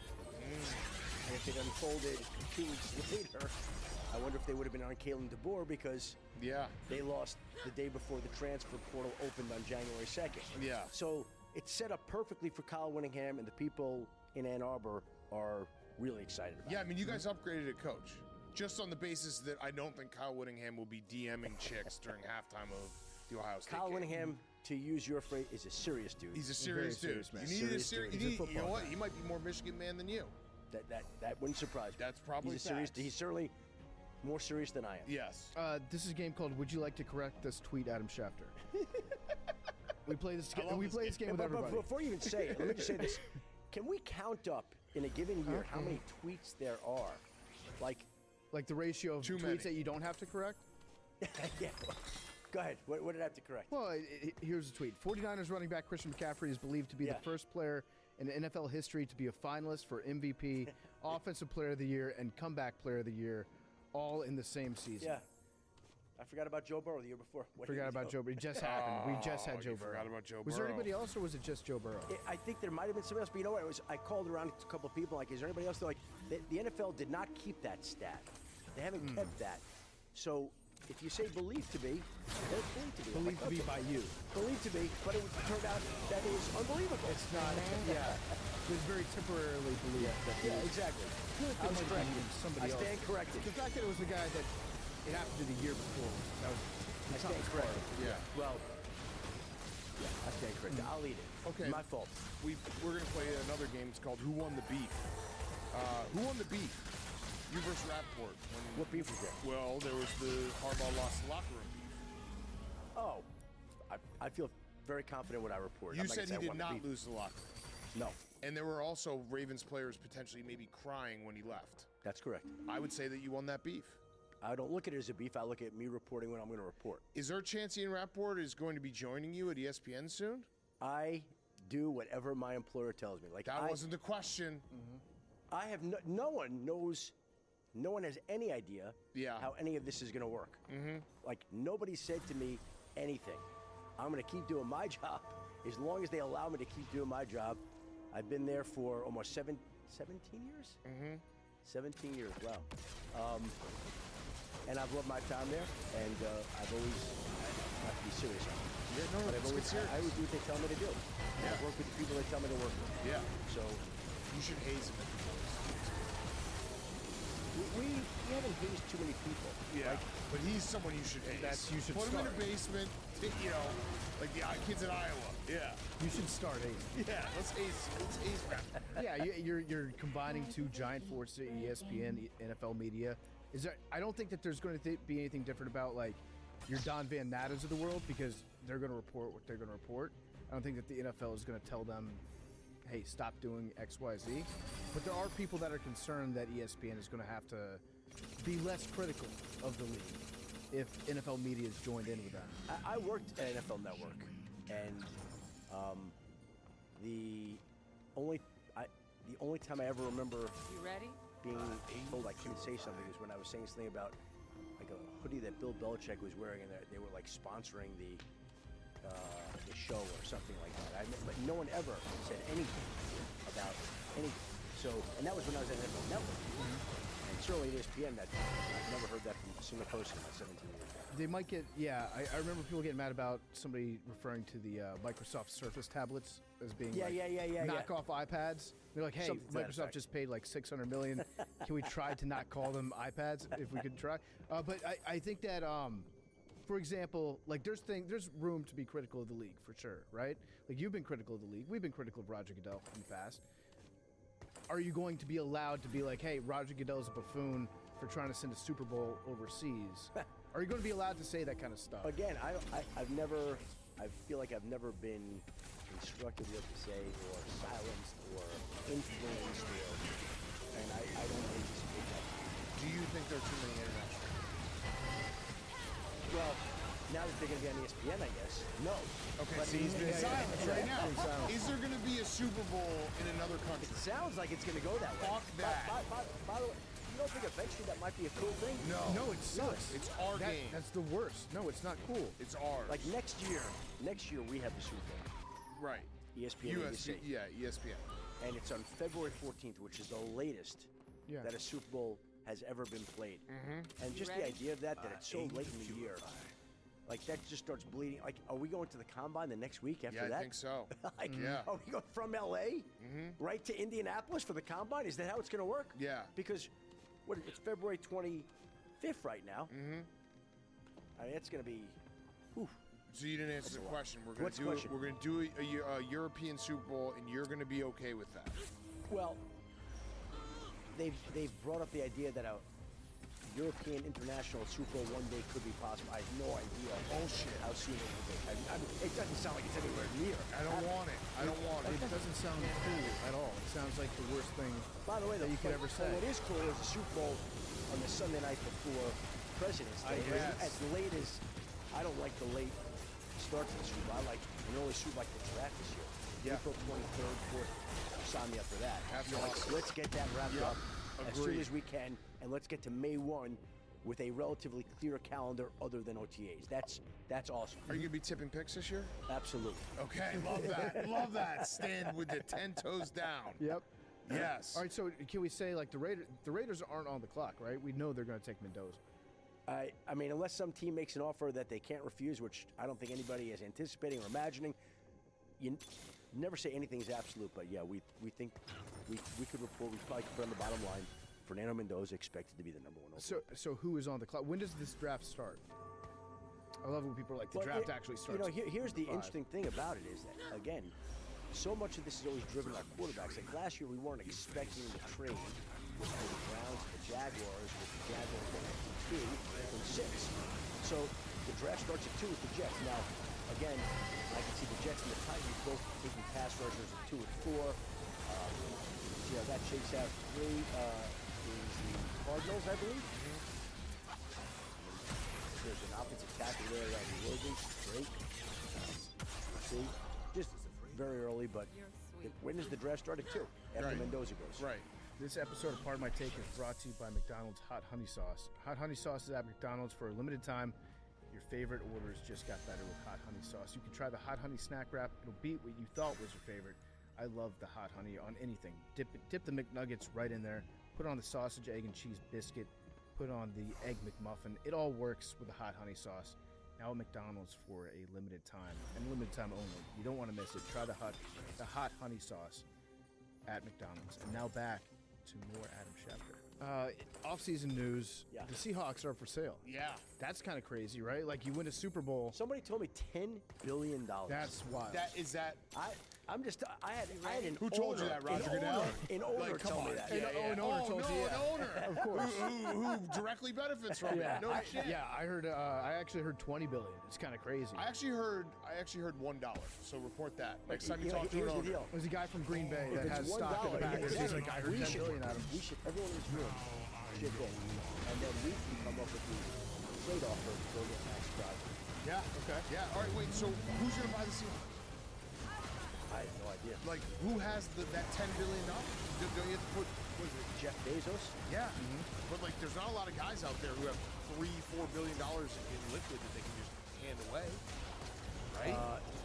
Listen, you're buying a defending Super Bowl champion. That's not going to happen, right? You're buying an organization that's run very well. They have a great headquarters, sound structure. It's a great buying opportunity. Okay. Where are the Bears going to be playing? That's odd, right? The Indiana Bears. Yeah, I don't think it's going to happen. But like, at one point in time, yeah, there were people who thought the Patriots were going to go to Hartford, right? And then all of a sudden, the deal came through. My guess, without knowing the inner workings of this, is that when push comes to shove, in the end, somehow they'll figure it out.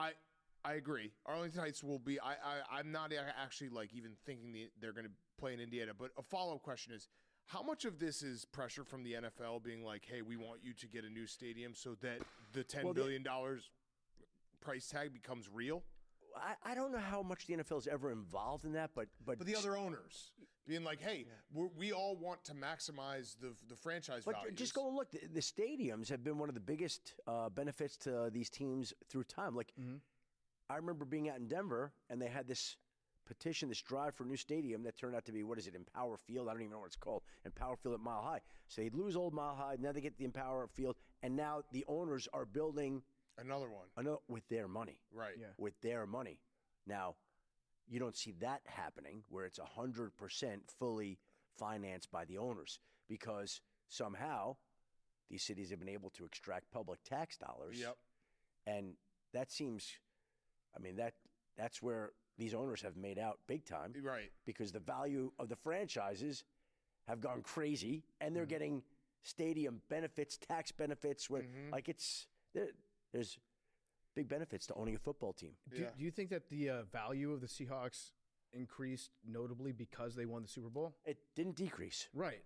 It didn't decrease. So, if you were to say, and I don't know, you're not an economist or anything, but what is winning a Super Bowl worth? It's a great question. The value of that team. That's a great question. Thank you. Thank you. Appreciate it. I'd like to ask some people that question. Okay. You should ask that question.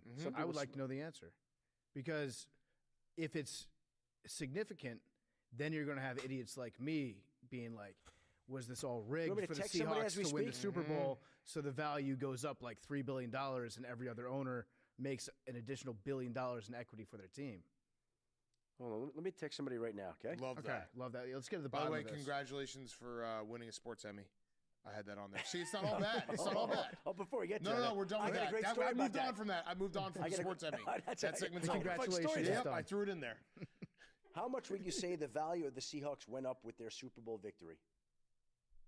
Are you texting just AI? I texted a guy in finance. Do you do that? Do you do the voice to text? Yeah. That was unsettling. Well, hold on. I don't like to see you like that. I don't like to see you like that. 2 Novembers ago, around Thanksgiving, ESPN's going to play the Harbaugh special. So my family's around. I'm like, hey. Wait, this is back to the sports Emmy. We moved on. Hold on. I was like, I thought you were telling me about the voice to text. Watch with the family. Okay. My in-laws are over. And I love my in-laws. They're awesome people. My mother-in-law has no filter.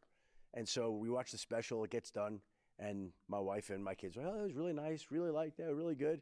And my mother-in-law just says, it was okay. It wasn't that great. It's exactly what she said. Good thing she doesn't decide sports Emmys. It was okay. It wasn't that great. Yeah. My wife looks at me. She's like, okay, well, the piece that wasn't that great was the first time in my 35 years in this business that I've ever won a sports Emmy. All I could think of was my mother-in-law as I was walking up to get the award. That is perfect. Congratulations, though. That is pretty awesome. That's nice, because if she ever gives you a compliment, you know she means it. Correct. Yeah. Right? Like if she's shitting on the sports. Yeah. But you'll get it. You'll get it one day. It's not too late. I've only been married 19 years. Haven't heard one yet. A.J. Brown, is he going to be on the Eagles? You said you lean that way, right? I lean that way. Yeah, I did say that. Wait, how do you know I said that? Because I have all the notes about everything you've said. You have a huge staff for it, right? Yeah. Look, there's a lot of ways that could go, but there's a huge cap charge if they trade him. And I don't know that they're willing to take on a huge cap charge and get rid of a great player. Now, if the right offer comes in, sure, they're always listening. Is that going to happen? It's going to be tough. I think at one point in time last year, he clearly would have liked to have been traded. It didn't happen. I would think he's not traded, but that's what the offseason's for. At this time, if we were sitting down last year and you'd said to me, is Micah Parsons going to sign in Dallas? I would have said, yeah, that deal's getting done. Yeah. We wouldn't even broach the idea of a trade. So that's the great part of the great reality show that the NFL is. Things happen that you don't expect.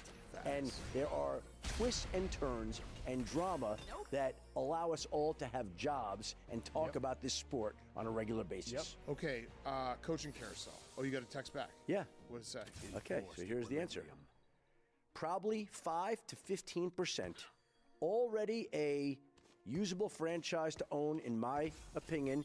Coach is good, so they'll win for a while. That's probably more, I don't even know how to say this word, ACCRETIV, accretive? Or maybe he's like voice to text. Credited. Then a one-off Super Bowl win. NBA decision regarding Seattle, also probably a factor. So there you go. Clay Bennett's going to buy the team? Howard Schultz. Yeah. Jordan Schultz. Jordan Schultz might buy it. Yeah, the way that his Numby's going up. Yeah. That was crazy last year. Right after we got done. The fight that went down. I went through a Starbucks. I walked through a Starbucks here. Were you jealous that you weren't a part of that? Like, Yeah. if you were there, would it have gone down different? Would you have stepped in? Or would you Yeah, just you say, would have been let like, him hey fight? guys, we can't be seen like this. We took a code Yeah. as newsbreakers. Whose we back, can't have this. Whose back would you have had? Oh, I'm all for peace and justice in the American way. Okay, so you're Switzerland Let them walking fight. in. Yeah, let them duke it out. destroy each other. One less competitor. And then I'm more powerful. Yeah. Yeah. Okay, in terms of coaching carousel, real quick, who is the guy who was so close to getting a head coaching job that should get one next year? I think Nate Scheelhaus will get a Okay. coaching job next year. And aside from the fact that, we had no black head coaches hired in this cycle, like that's not a great look. And Nate Scheelhaus is a big up-time coming coach. He's going to be successful. But 10 openings this year. Yeah. You could put it down next year. 5, 6 openings next year. Okay. Not as many. Not as many. It'll definitely. There's no way to do it 10 again. No way. They could. Yeah, they They could. can do whatever they want. Of course. Yeah, right. They could. They got Right. stadiums. Right, Value exactly. for They can do whatever they want. They can do Yeah. as much money, but you don't get double digits back-to-back years. That does not happen. Was I there don't think. one hiring that shocked you? You're like, whoa, did not see that one coming. Didn't think they were going to hire this The hero guy. likes me. It always seems to fall into place like a dominoes? chessboard. Yeah. Like I was flying to the Super Bowl, and the Clay Kubiak news comes down. Yeah. And then within 15 minutes later, Michael LaFleur, like you just know. Right. It just kind of lays out. Like, okay, Yeah. well, Clay is going to go. Clint, yeah. Clint. Yeah, Clint. Clay's his brother in San Francisco. Yeah. Clint is going to go to either Vegas or Arizona. We think everybody thought it would be Vegas. It was Vegas. Okay, Arizona. Arizona wasted no time. Mike LaFleur. Cleveland with Todd Monken was interesting. Yeah, that one was a little kind of weird. Well, I think they went through it, and I think they had their eyes on a lot of different guys, and they loved Todd Monken all along. And in the end, it just came back to Todd Monken. Yeah. That's where it finished up. Yeah. What about Tyreek Hill? Where's he going to be next year? Here's the thing about him.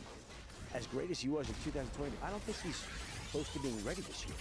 Like, he's going to miss some time to open the year. I think he starts the year out on the physically unable to perform list.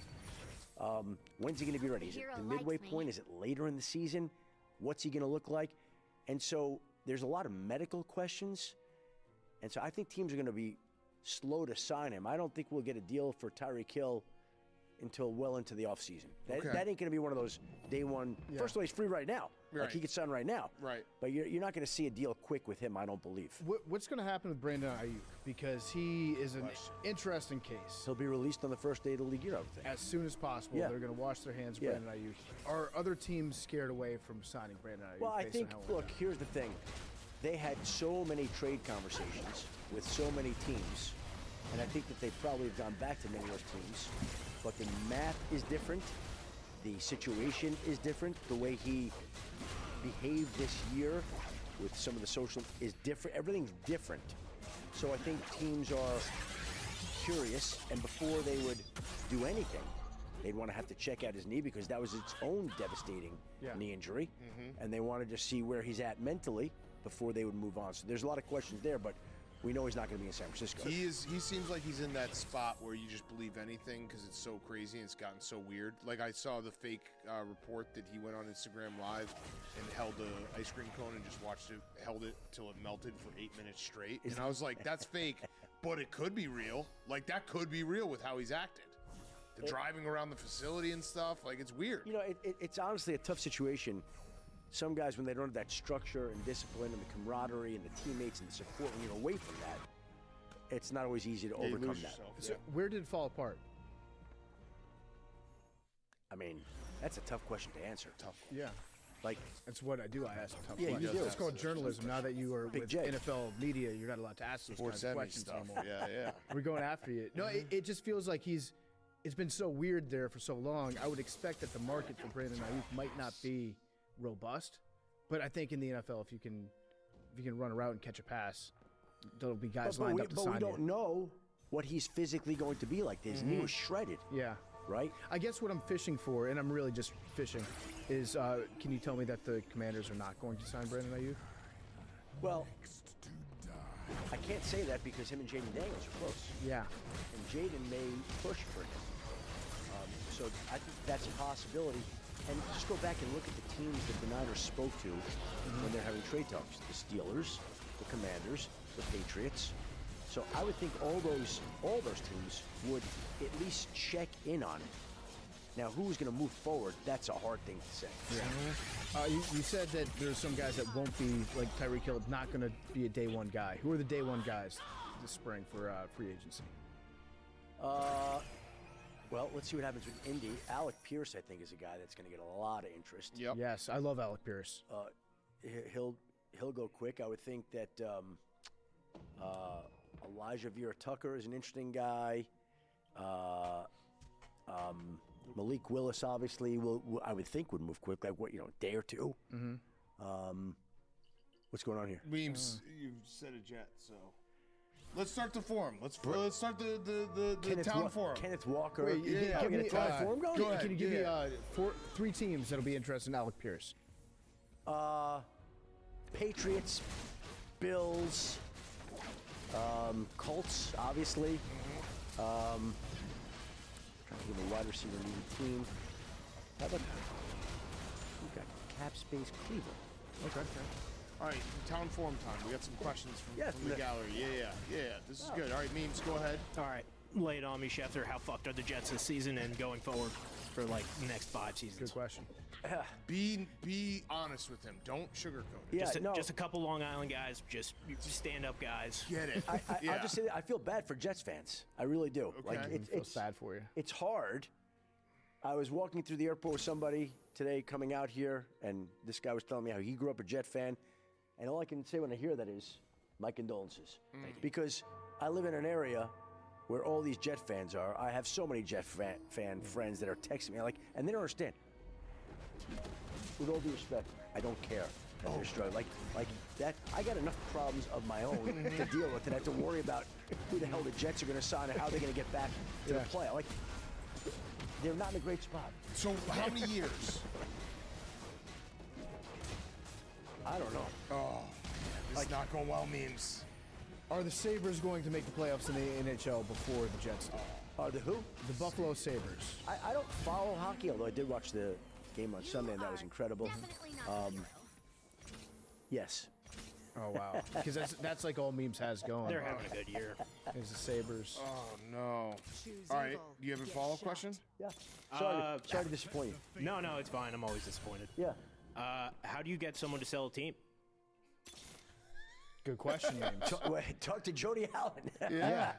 Let's figure it out. I've got some experience in that department, Memes. Buffalo I'd be right happy to now help. is in the playoffs if the playoffs start. They're having a good season. Yeah, they're having a good season. There you go. Sabres, yeah. So I was right. Yeah. All right, good question, I'm Memes. a hockey insider now, too. Yeah, you are. Yeah. All right, Che, you want to apologize to Schefter for? Oh, that was messed up. We texted after. Thank you guys. Schefter actually has influenced my home. We're Kodiak breakfast waffle people now. Love Kodiak. Love Kodiak. Big Okay. Kodiak. Shefty, I want to. I mean, that's just classic Che. Just Yeah, being like, he's Schefter great. told me what to eat for breakfast. Yeah. Or Oh you're yeah, just he not talks your about own how man. Kodiak Guam, and we tried them, and they're great. We should take this farther. We should see how many things you can tell him to do. They're the sponsor of the Adam Schefter podcast. Yeah. Okay. All right, a couple guys I want to ask and just give me best guess on team landing. This guy's not talked about enough. I feel like Trey Hendrickson. I think that he would love to be in Tampa. And I'm not just saying that. Like, I think he would love to be in Tampa. He lives in Ponte Vedra. I don't think the Jaguars have the necessary requisite cap room for him. Okay. Tampa would be a great fit. I think in a perfect world, Trey would like to stay in Florida if he could. No state tax. But he's also open to going to the best possible situation. There are going to be a lot of places that are interested in him. How about, could Dallas afford him? That would be a great spot for him. Yeah, right? can he stop the run, though? Jerry needs a guy that can stop the run.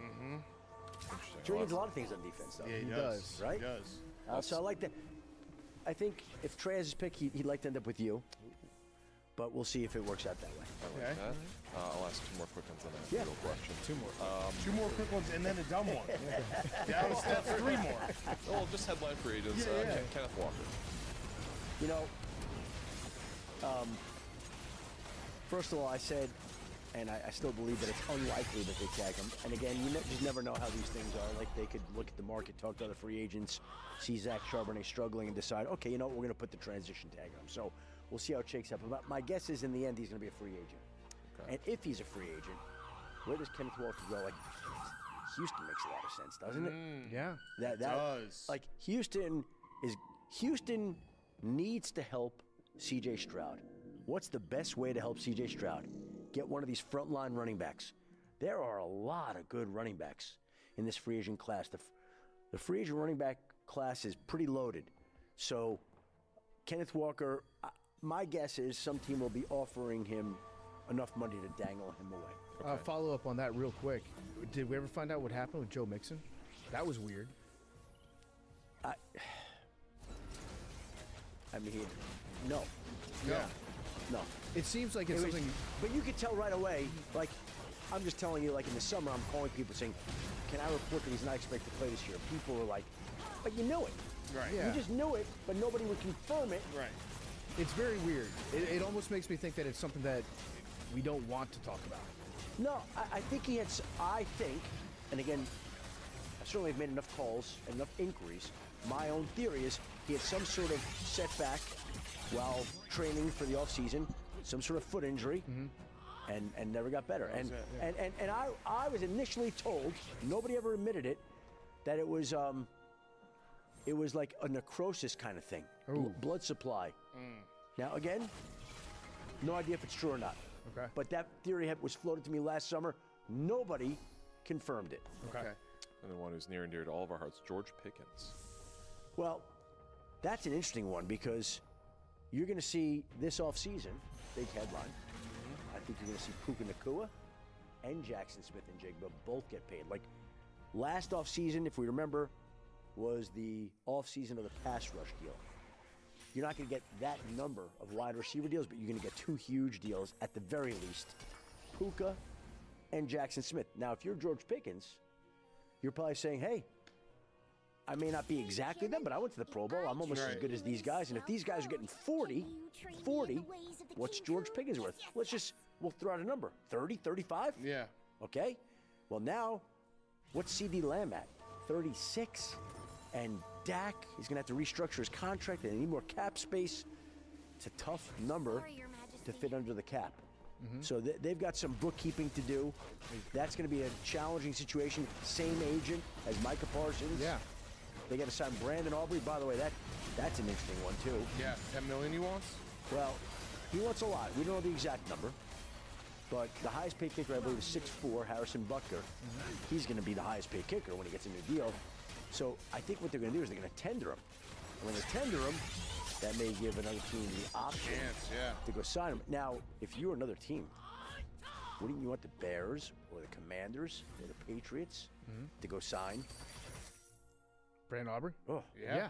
How much do you think Brandon Aubrey would go for, like, in a trade? If you were to assign a draft pick to him? Well, he could sign the offer sheet, right? When they tender him.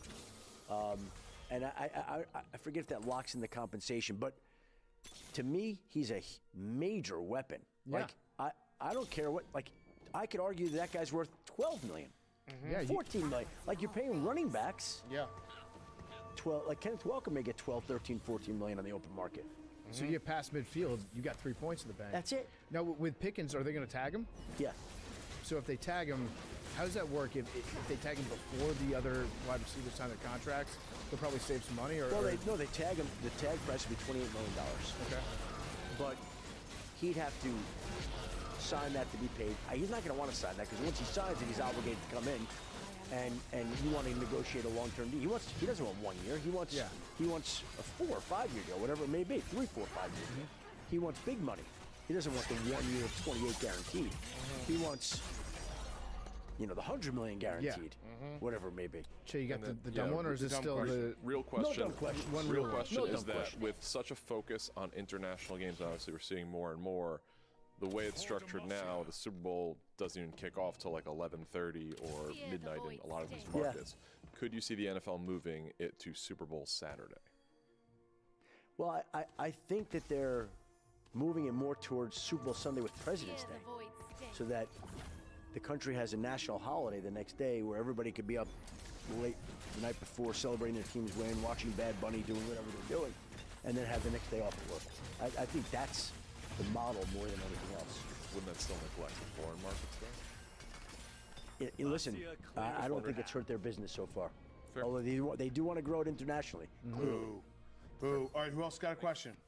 Come on up. Hank, get there. This is going to be a good one. This is going to be a great one. Hank is locked in. Drake May's the best quarterback from the 2024 draft class. Do you think that's his question? Great question. That's just a great answer before I even answer the question. I was anticipating the question before it was asked. I have a serious question. I appreciate the sweater. One of my biggest flexes is being on your Christmas list. How many people are on your Christmas list? Ooh. It fluctuates. It's usually about 100, 125, 150. Wow. It's an honor. Who got dropped off? People get dropped off. Why? Wait. It's a Don't tell naughty me and who, nice but, list. what's an example of something that somebody would have to do to get dropped off? It's more like, honestly, I'm more forgetful. Like, sometimes like, oh, I forgot that guy. Like, that guy was very kind during the year and he helped me out. And I have nothing to do. All right, Hank, your other question? Will Stephon Diggs be a Patriot this season? Ooh. I hate to give you an answer that I don't know. Like, Yeah, I literally just there's a landed. lot up in the air still. Yeah, that up like my travel plans here, up in the air. Yeah. All right, Zach, go. What's going on? I'm Howard today. Just got a quick question. If you're ever misinformed, how many strikes does a guy get before he's out of the network? It's not that it's misinformed, but Good I question. always say it's a great question, Zach. Great question. Coaches remember plays, and reporters remember stories. Yeah. And you remember certain things, how they play out and how they don't play out, and who steps up and who doesn't step up. So you're always taking notes and you have little reports on people. It's not that anybody is ever out of the network or excised, but Yeah, if they get something wrong, I'll remember that. if they get something wrong, then you know that the next time you're making an extra couple of calls before you're putting something out there. Yeah. And if you needed to, how would you go about sending a message to someone that they're out? No cashmere. Yeah, exactly. You're just waiting for the gift that doesn't It's the arrive. simplest message of all, Cashmere right? list, yeah. Katie, do you have a question? Okay, he doesn't. Nice job, Katie. Good job. I have a Washington-related question. You reported that Trump is trying to get the new stadium named after him. Is that just like a wait out the clock situation? Like hopefully he'll move on to something else, or is Josh Harris? I think that was Considering it. I mean, people were like tiptoeing around that sort of story. Yeah. I think they're still going through that process. I don't know where that's at. I haven't followed up on that. So that'd be a great story if you guys want to go get it. Like that the stadium is not going to be named after him, or it is going to be named after him. It should be RFK Jr. Ooh. That should be the name of the stadium. Or actually just the Coliseum. I think it'd be cool to have a Coliseum. That would be awesome. What, it opens in 2030? I think 2030, yeah. Yeah, the Coliseum. And then It's probably going to get a Super Bowl. Are we just going to? What's the future of the Super Bowl look like? Let's pretend that the foreign Super Bowl is never going to happen. Yep. Is it going to be the same rotation of cities? Are we going to add in, like, if you get a new stadium, then you're guaranteed to have a Super Bowl? I think most of the time, when there's a new stadium, the Super Bowl follows there. For Buffalo's not. I don't think so. Right. That would be very funny. funny. I don't think so. It's sort of like, I wouldn't be surprised if the draft goes to Buffalo at some point. Because that makes sense. The draft is like, there's not enough hotel space in the city for everything that goes on for a Super Bowl, but we'll give you like the draft, like Green Bay last year, Green Bay. And that was a great experience, but I don't think that there's going to be a Super Bowl in Green Bay anytime soon. I don't think there's going to be a Super Bowl in Buffalo, despite a new stadium. But a new stadium in Nashville, I'll bet you there's a Super Bowl in Nashville. There's going to be a new stadium in Denver, I'll bet you there's a Super Bowl in Denver. There's going to be a new stadium in Washington, I'll bet you there's a Super Bowl in Washington. And you begin to integrate those places with the LA's, New Orleans, Vegas. It should be Vegas every year. That was a wild one, right? It was fun. Did you like that? Yeah, it was. Vegas is set up for that. That's what they're set up for. Hotels, everything. They're set up for a Super Bowl. What about the Combine? Is that going to move? I know it's locked in here for the next 2 years, Well, right? you know, the backstory, they put it here initially because it was the center of the country. So this was easy for everybody. That's actually not true, but whatever. Yeah, it is true. Nebraska's the center of the country. Okay. If you want to actually go, yeah. like, if we're dealing in facts or Schefter facts, like, what are we doing? Okay. Okay. I don't want to have to correct you next year when. That's fair. Okay. That's fair. Nebraska. You win that beef. Yeah, all right. Thank you. And so, but they put it here because it was centrally located to a lot of the teams. Centrally located. And hospitals and medical centers. And so that's what this was all about initially. And I remember starting to come to the Combine. It's amazing. The first Combine I ever came to, look it up right now, Simeon Rice went number 1, Kevin Hardy went number 5 that year. So I think that would have been 1993. That was the first Combine I came, 93, 94. I'm going to guess off the top of my head. And they used to have literally 7 or 8 reporters in the lobby of the Holiday Inn Crown Plaza, and we'd wait for the players, and we'd ask them questions. I always remember Kevin Hardy. We were asking him about all the weird tests that they took. You ever hear the story about that? It was one of the great answers. And they said, what was the weirdest question that you got on any of these tests? And he said, the New York Giants asked me if I like tall women. I'm like, what'd you answer? He said, I crossed off the T and wrote, I like all women. Nice. That was pretty good. That. Nice. I like that. Yes. Dog. All right, Shefty, this has been awesome. We love having you on. I got one last question for you. Roback question, RHOBACK.com, promo code TAKE. Love Roback. Love Roback. Really 20% off your first purchase. Love Roback. Love Kodiak. Or you can't just do all your ads right now. No. Well, yeah, Roback, I guess. No, I don't think they've advertised. Okay, we got to get you on. Roback. Let's get on love Shefty's Roback. pod. I love Roback. Yeah. I love Roback, and I love Kodiak. And Kashmir, we just... They're nice. She's very nice. Okay, so Roback question. We do love... Actually, I'm very... Next year, I'm coming in a shirt advertising. Yes. Yeah, like a NASCAR drive. I think you did well this year. I think there wasn't a lot of stuff that you messed up. So that's good. It was a good year. Yeah, it was a good year. It was a relatively clean year. Yeah, relatively clean year. But my last question is, are you happy? That's a very heavy. It is. Question. But I consider you a friend, and I want to make sure. Are you happy? I think you begin to be happy in the life that you come to know. Like, I think by and large, I am happy. Yes. Okay, good. I want you to be happy. Everybody wants everybody to be happy. Yeah. Well, no, that's not true. Hank doesn't want anybody. But and I do love the job. Like, I've done it for 36 years, and the job is always evolving, and it's a blessing to do the job, but it's also a burden to do your job, right? It's just a lot, and it feels like it's more than ever. But am I happy? Yes. Good. Healthy. Great family. Got 2 sick dogs. That's bad. Yeah. Bad. But yeah, I would say. I mean, that's a heavy question. That's a really interesting question. Yeah. Are you happy? I'm very happy. Are you happy? I'm very happy too. You're happy and handsome. Thank with you. the I haircut. appreciate it. Yeah. Yeah. I actually think that you have. You seem to have a great perspective on things. And if you weren't happy, you would be able to acknowledge that you're not happy and do something about it. You seem like well adjusted as far as insiders go, because I know that the life and job of an insider, it lends itself to make you kind of drive yourself crazy with the competitiveness of it. I feel like you, more than most, have that, like, you can look at the total picture and kind of determine what needs to change in life. I think you've done a good job of that. Let me say this. That is a very nice, thoughtful, appreciated compliment, because I think some people take it so, and I take my job very seriously. You have to, yeah. But I also think I understand what it is, right? What it's about. And I think some people got very serious. Okay. All right, last question. Last question. What was it like working with Jerry O'Connell in this fantasy One of the football great season? honors of my life. Yes. One of the great honors of my life. Yes. Did he send you any real dark web shit? But the good thing about Jerry is he's very calm. He's very reserved. Yep. Yeah. You know, he doesn't need to vape or anything or smoke or anything like that drives his wife crazy, right? Yeah.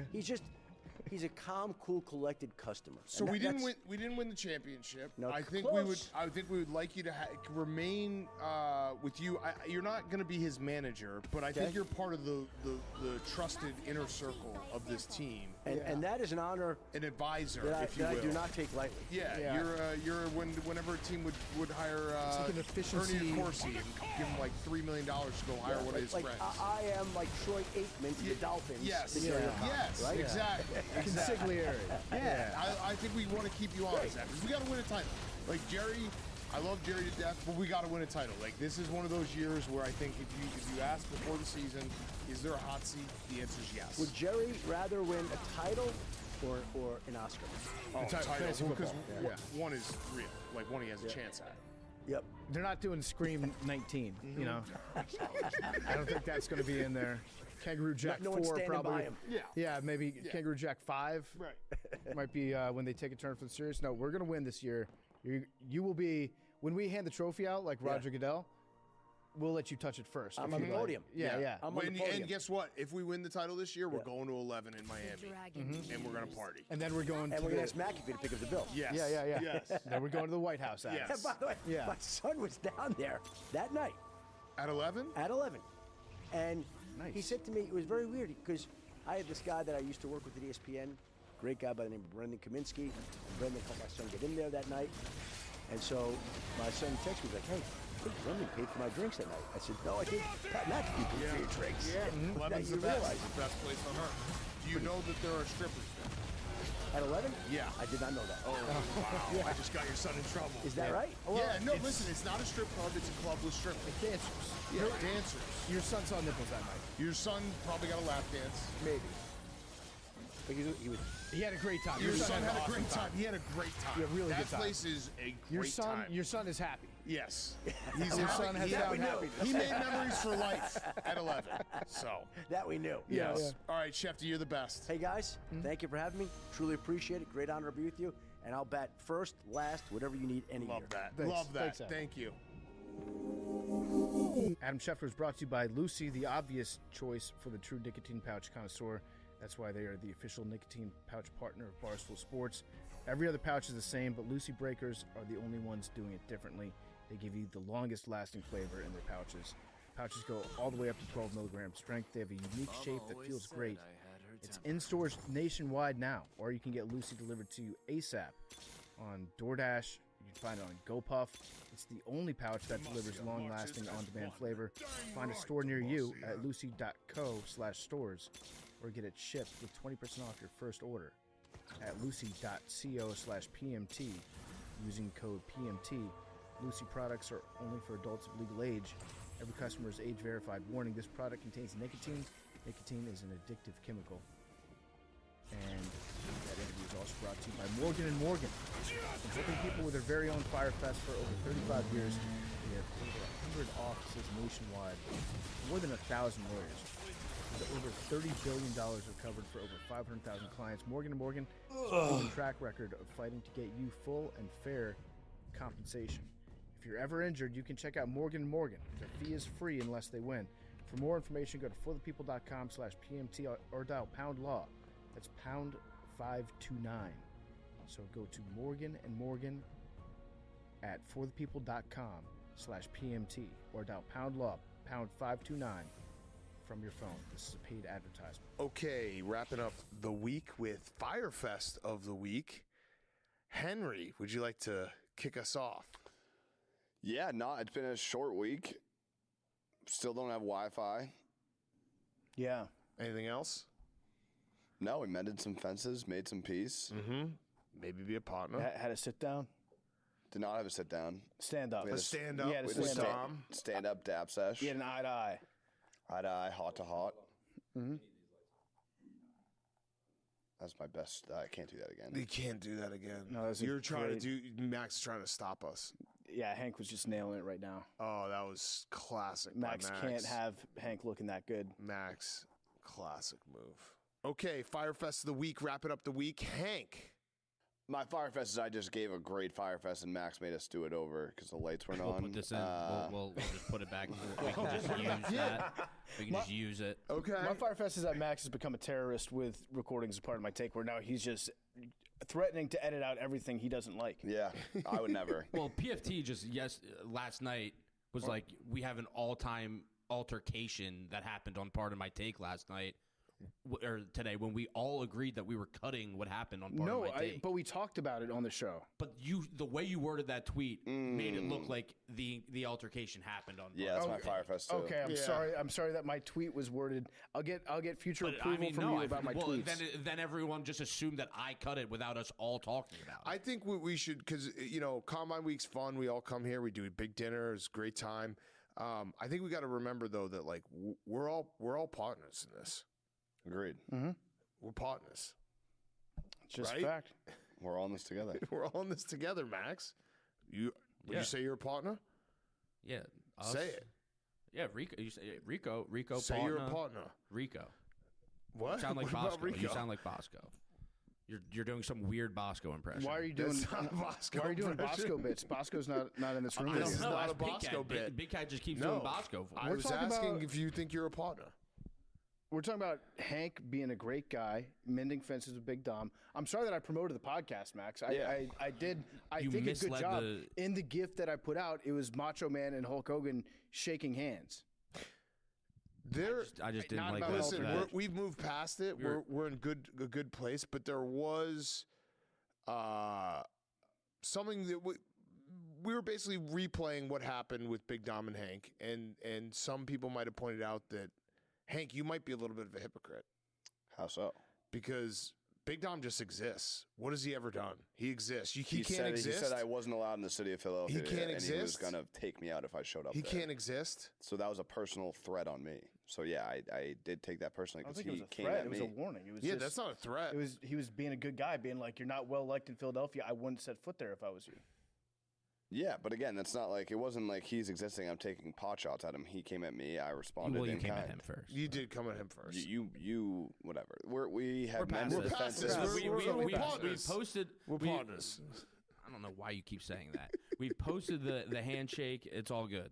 It's a stupid little giggle. You think you're so funny. You haven't even got a smile from any. There's so many people in this room. PFT's smiling right I am now. smiling. Well, Yeah. PFT's smiling. No, he's If I- PFT's smiling at me. I am. That was a Max smile. Yeah. To be fair, Okay. but I do smile. But at Big Cat's giggle. why did Max react? You're smiling at Max's reaction. Who caused the reaction? Partner. You poked him. Yeah.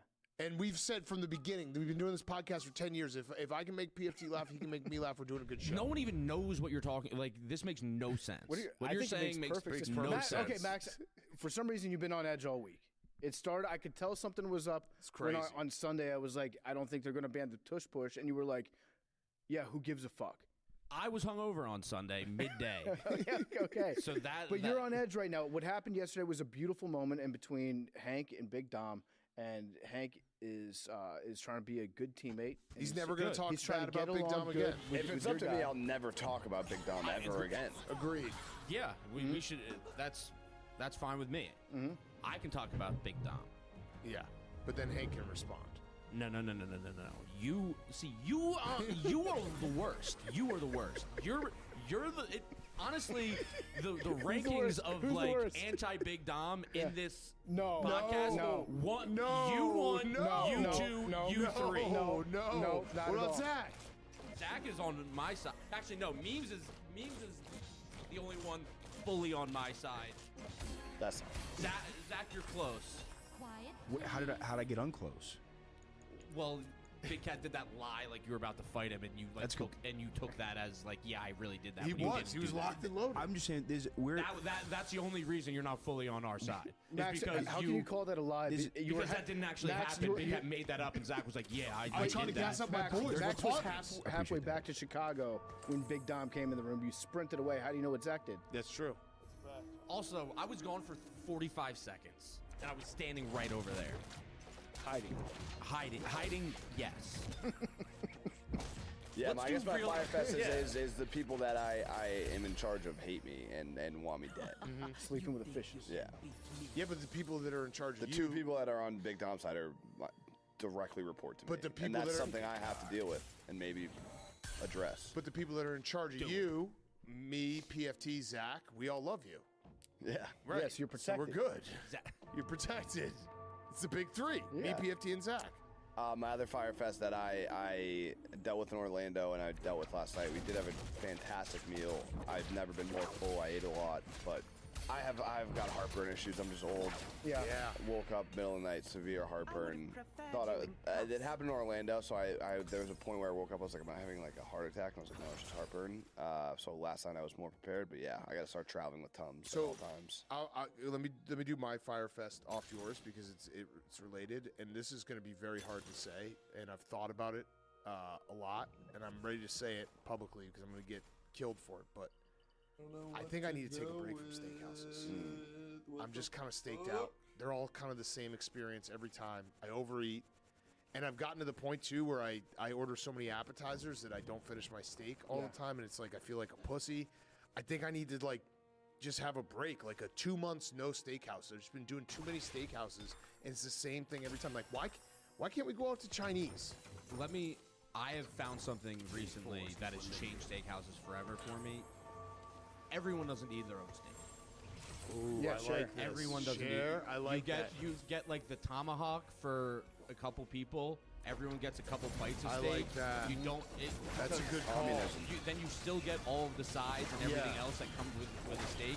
But once you see, it's daunting to see a full steak right. And it's every time it's the same thing. I get there, I get 5 appetizers, I get the soup, I get the salad, and then the steak comes, and I eat like all the bread, and the steak comes, and I'm like, I can't fucking eat this. You only need a couple bites of the steak. Yep. I'm of the mindset now that you don't need any appetizers at steakhouses. It's a good place to run 0 apps. I don't know. The It appetizers is are so it good. is, because hear me out, That's because the bad take. sides you want to maximize your sides. If you look at how good appetizers are at steakhouses compared to how good the sides are, sides shine at steakhouses. Sides could usually be crab cake last night. the crab cake was good. You just But out on butter. you don't need the calamari at steakhouse because it's good don't need calamari. but calamari ever. It's never great calamari. But What about the seafood tower? the seafood towers are great, but they're never like great seafood towers. They're No, always good. that's The wrong. sides, Yeah, no, that's listen, a good listen, seafood tower no, at a steakhouse is like the best part of the meal. The sides at a steakhouse are elite. The mashed potatoes are always elite at a steakhouse. The twice baked potato, always elite at a steakhouse. Cream spinach, always elite. Even the Brussels sprouts that they make there, always elite. Asparagus, always elite. Mac and cheese, always elite at a steakhouse. You want to maximize your sides to go with the steak, and that way when they bring the steak by, you're not filled up on like slightly above average calamari. But here's my biggest problem is, and again, I love steakhouses. I just every time I go, it's the same exact experience, which is a great experience. But I think I've overdone it where I need to divorce myself for a little bit so that I can fall back in love with it.